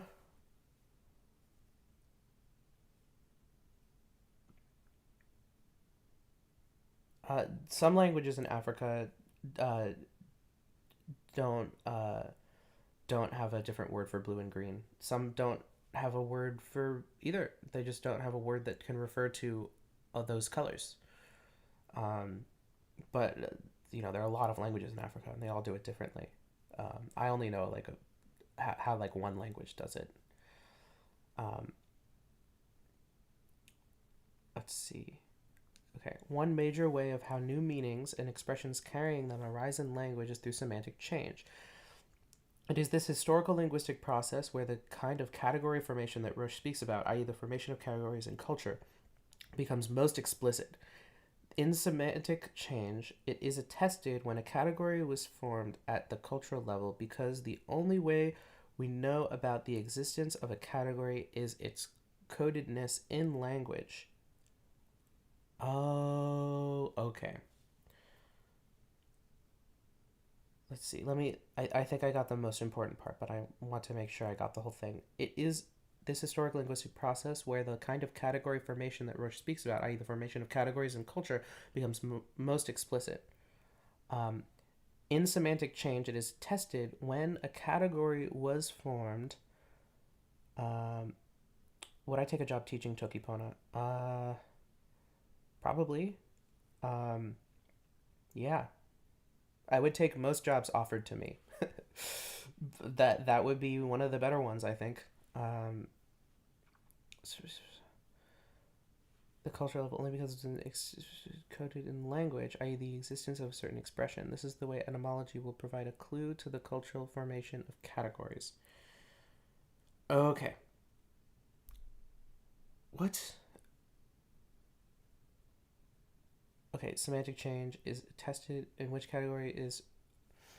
In semantic change, it is attested when a category was formed at the cultural level because the only. Okay, yeah. So we can find out when like all members of a culture have developed a new category within their like shared way of categorizing the world.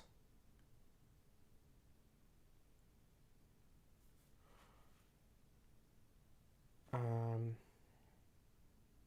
yeah, okay. Semantic change does not only show how cognition influences what categories will be created in language, it also shows. Wait, let me read that again. Semantic change does not only show how cognition influences which categories will be created in language. I am not focusing well. Semantic changes Semantic changes not only show how cognition influences what categories will be created in language. Okay. So semantic change does not only show how cognition influences what categories will be created in language. I'm spacing out so much. Oh my god. Semantic change does not only show how cognition influences what categories will be created. Okay, it created in language. It also shows how the linguistically established categories influence further categorizations. Okay, so this means that, um, hold on. So not so language. What language terms we have already to refer to concepts or cognitive categories, not cognitive categories, just categories in general, um, like what we already have and how we talk about it to each other. So these cultural categories, which can only arise through language, um, influences how new categories are created. So that's an impact that it has. I don't know, chocolate. Mm. As Roche says, one influence on how attributes in category formation will be defined by humans is clearly the category system already existent in the current and given time. Hmm. While the semantic structure of language is a product of categorization process, it is also true that the input for these categorizations is, to a large extent, the semantic structure of the language itself. So this is the same thing again. Mm,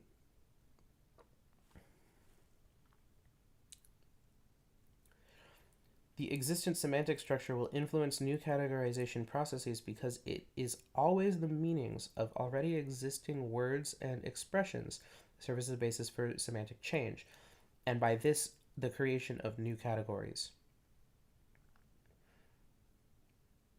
Hmm. I have some counterexamples, but I don't think they're super important right now because basically what this is saying is that most of the time, the change of words in a language are caused by other words in that language, which I think is true, most of the time at least. Oh, they're going to give us an example. Um, since our since our expectations about the world are biased by our previous knowledge and concepts we have, semantic change must exploit and utilize the common understanding and interpretation of reality existing on the basis of conventionalized category structures shared by the members of a speech community.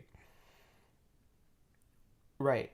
Yeah, so I was saying this before, but the paper hadn't brought it up yet. But um, like in an individual human's brain, the categories that exist might be a little bit more complex and wishy-washy, like in their brain, abstracted from language.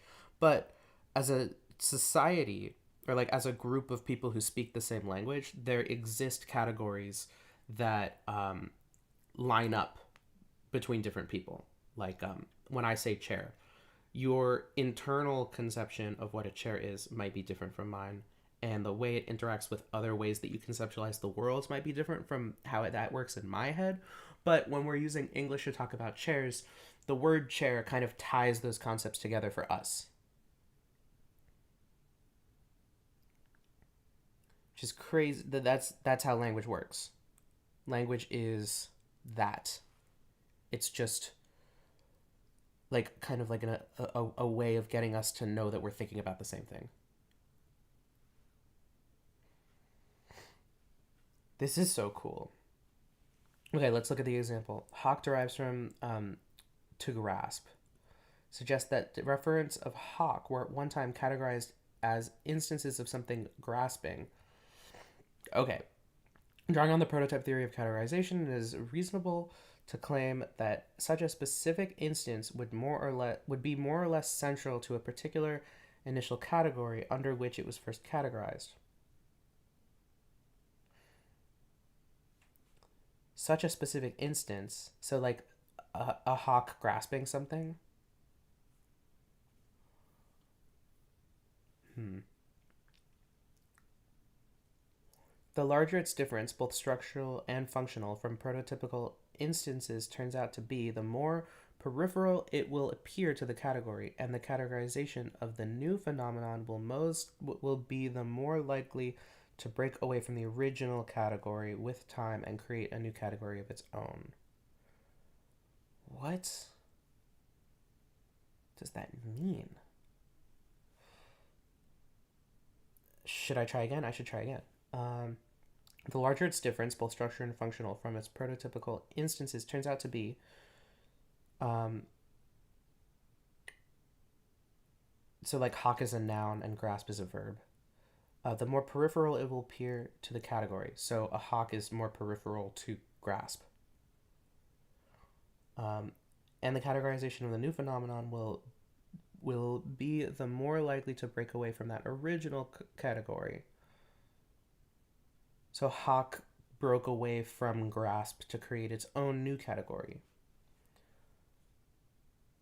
I don't think I'm understanding that correctly, but maybe I don't need to, or maybe it'll be explained better later. Single referents of hawk are not simply grasping things, but have a large degree of functional autonomy as compared to other grasping things.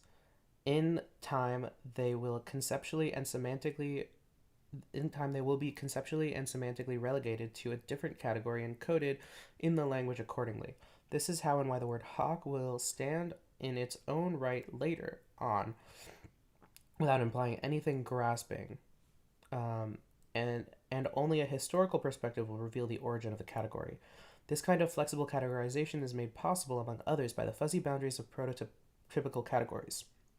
The above way is basically how semantic change takes an effect in a large number of cases. So I'm a little confused about the fuzzy boundaries of prototypical categories because I don't. Did they explain what a prototypical category was? Um, because like prototypical is like the most example of something, um, and then a category is a category. It's a little box you put stuff in. It's like a label you can put on stuff. A way of saying these things are similar to each other, and not to other things that are outside of this category. It's a way of making things similar. Um, but a prototypical category is the best example of a category. No, it seems like that means something more specific. Mm.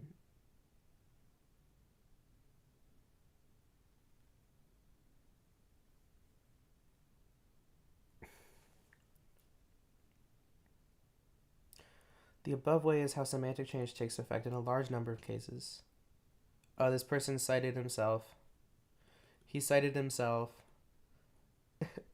That's awesome. I love that. I support people citing themselves. This is fire. As we can see, meaning change at a linguistic level very often appears to be equivalent to category coding or category formation at a conceptual level. So this is just saying that language changes parallel to how like group category like cultural categories change. Right? Like those things are connected. When such new categorization takes place, it appears to be based on one or maybe two particular features only, since these become explicit by being expressed in language as attested in the etymologies. So, like, the only difference between a new category and an old category is that the new one will have a few features changed, because categories are based on features of objects. This is crazy. I'm actually doing my homework. That's insane. That's insane. Okay. I changed positions. That's why I might sound a little different, and that's why my microphone was moving around.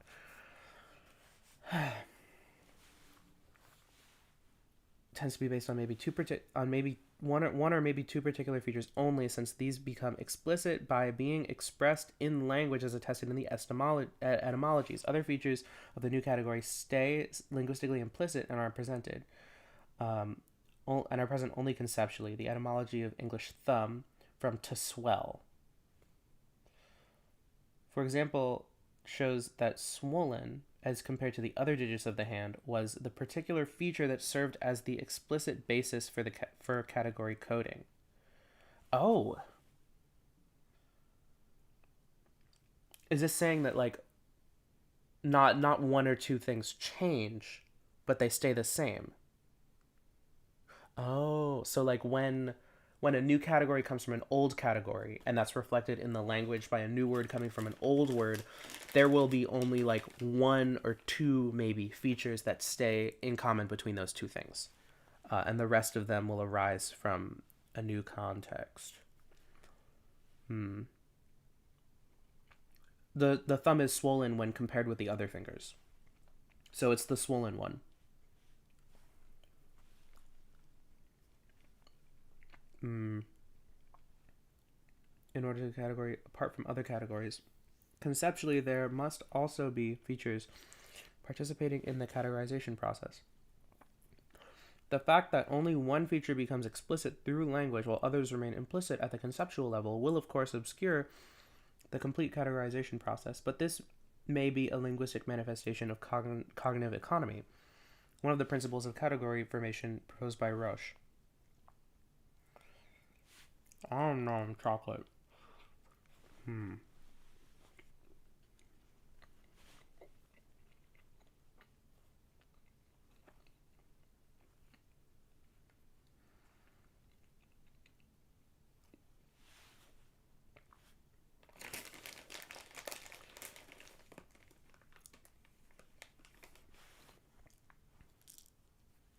Chocolate. Mm. What was I? Hmm. An answer to the question how making only one feature can facilitate the hearer's understanding initially of a still not conventionalized expression may be that, in the appropriate context, the high correlational structure of attributes will yield such a high level of feature integration in the category that when activating one feature, the totality of contrasting features is also activated. What? Hold on. Hold on. This is insane.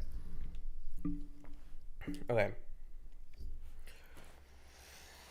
An answer to the question how marking only one feature can facilitate the hearer's understanding initially. So this is talking about like when this new category becomes a new lexical entry, like in one person's way of speaking, and then they use it for another person, how that other person perceives it, and it has to do with uh, cognitive economy because it's kind of difficult to be thinking about all sorts of different features of something. So like your brain will only really be paying attention to like the main feature that stays the same, because it takes too much energy to focus on all the other features. That way, when the new category becomes made, the rest of them can change. Maybe that also helps language adapt to culture better, because if a new word only has one thing that remains in common with the old word it comes from, then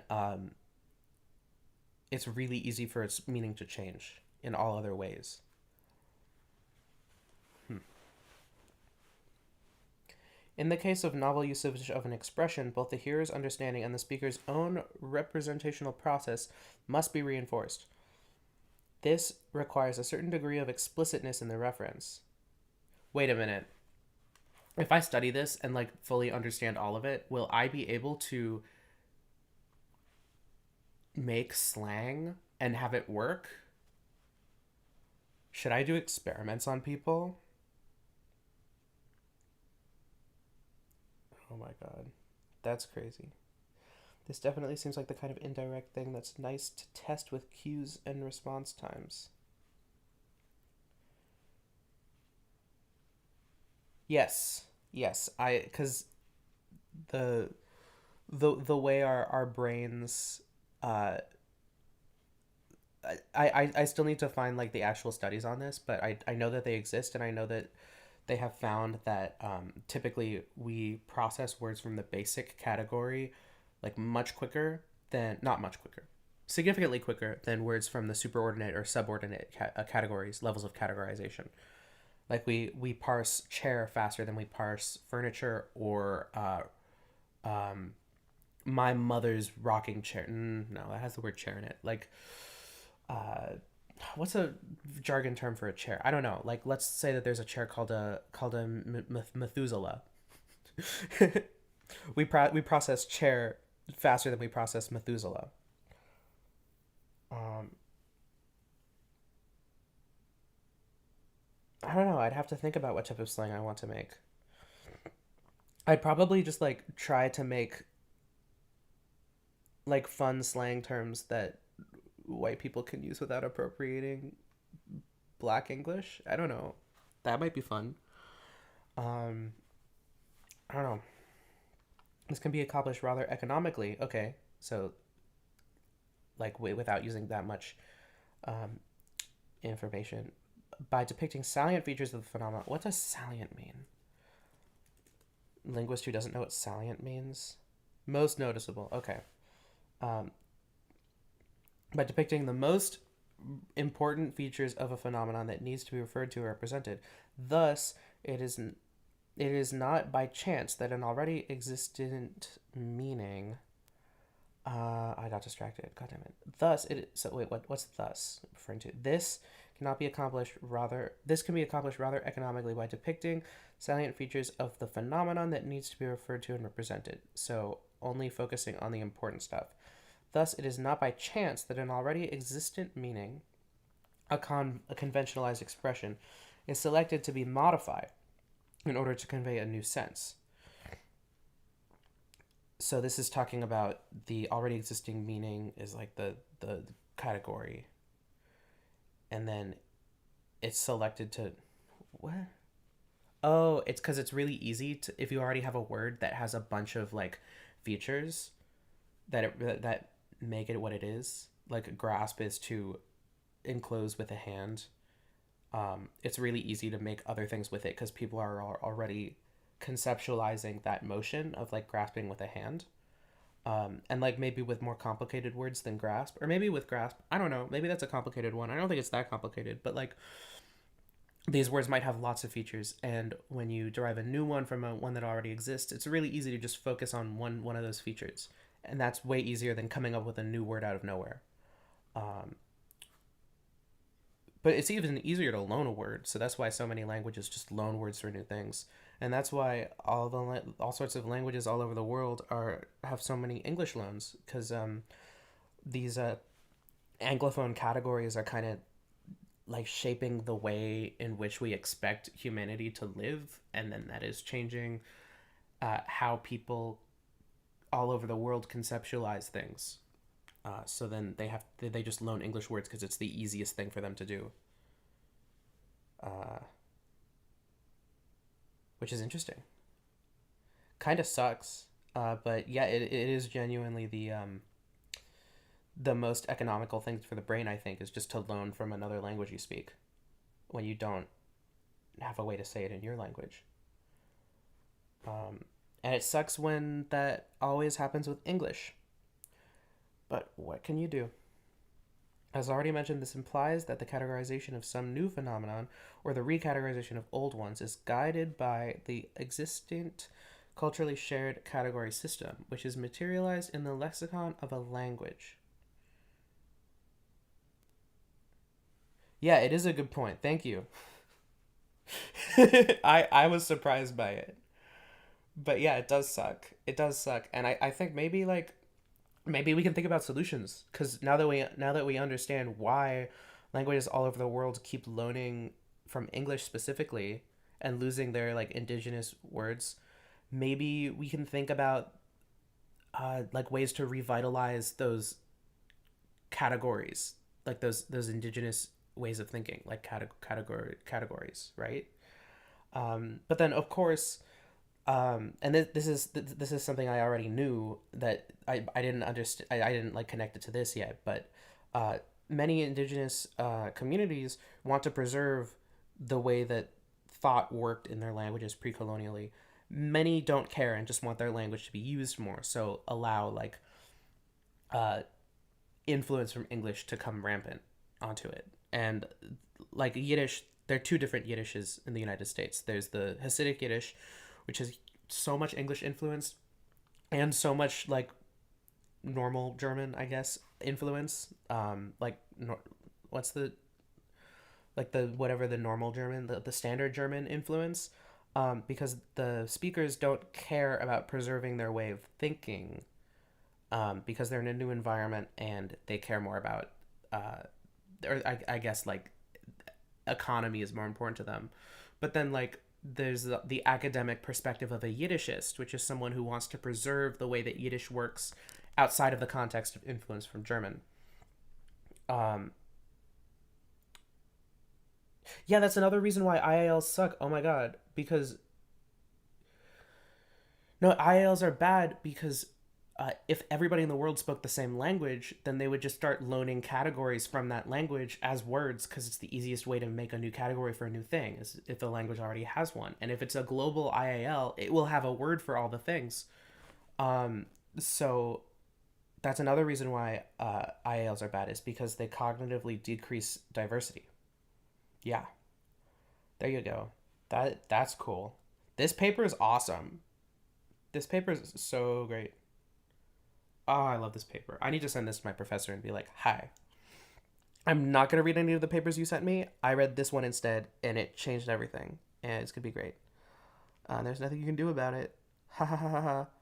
And then my professor's going to be like, yeah, but okay, you have to read the paper anyway that I sent you. And I'll be like, but it's not relevant to my project. And then he's going to kill me. And then I'm going to rise from the ashes anew, ready to do what I am told. Yeah.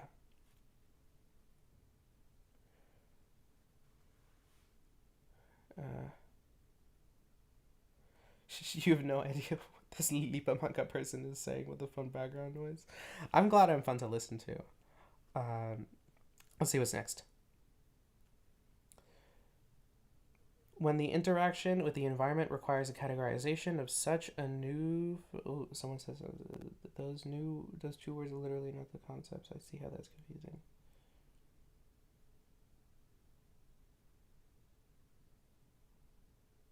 Huh?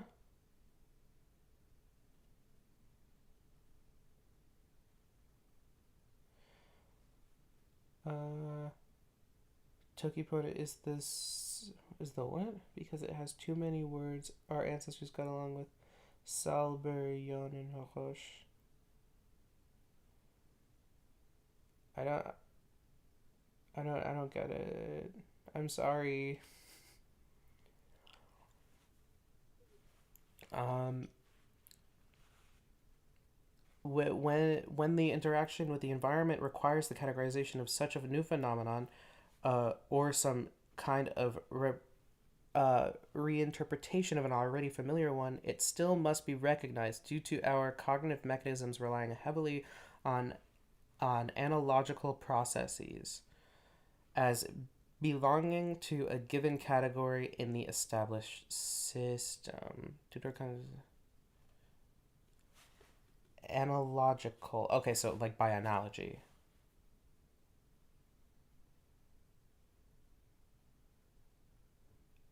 Any good loan words that aren't the words of vocabulary? Calc is a loan word, and loan word is a calc. So that one's fun. I don't know who first said that, but it's pretty funny. God, where was I? I keep getting distracted. When the interaction with the environment requires the categorization, um, Kushno, Kushno, requires the categorization of such a new phenomenon or different interpretation, it must still be recognized due to our cognitive mechanisms relying heavily on analogical processes as belonging to a given category in the established system. So when something new happens, we got to categorize it using our already existing framework. Um, because that's just how our brains work. And then maybe over time it changes, like the categorization of a phenomenon that we observe changes over time. I mean, if matryoshka wasn't a loan word, that would be crazy.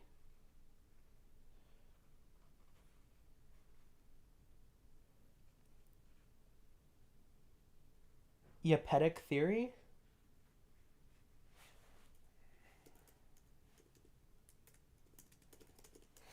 What?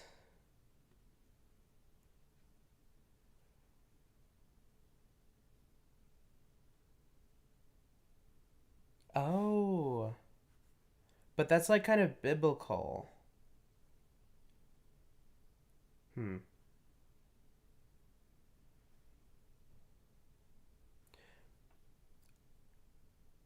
What about the Kushite languages though? And Egyptian. I don't know. Okay. The emergence of new meanings and expressions in the course of semantic change is not simply a process of creating a label for a cultural category, but creating the category itself. That makes sense. Because you can't have a word for something if you can't comprehend what it is. That seems obvious, right? Like if you as an individual speaker cannot comprehend a concept enough to put it in a category, you cannot give it a word because you don't know what would be that and what wouldn't be. That makes sense. Okay.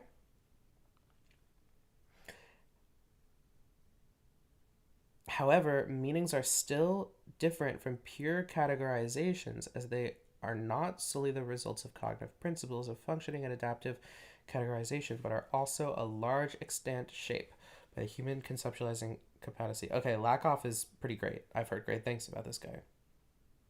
Yeah, I'm still live. How long has it been? Oh my god. Yeah, stream's still going strong. Not as strong as it was here when I had like 40 people watching, but uh, going strong. I'm reading a paper. Not that one. I'm reading this one, and it's destroying me. Native Cyrillic speaker. Ah, maybe I need to take a break. I've been reading this paper for God knows how long. How long have I been reading this paper?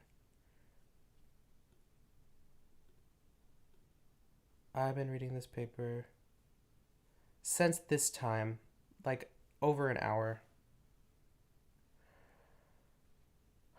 I should probably go. I should probably end the stream now because I'm tired and I need to close my eyes because I have a headache. So, goodbye, everybody. Goodbye. See you next time. Bye. Bye, everybody. Oh, yeah, I have to say the line. Um, uh, Eat a good fish, but make sure you know it's a fish before you eat it because otherwise, you're not getting the categories right.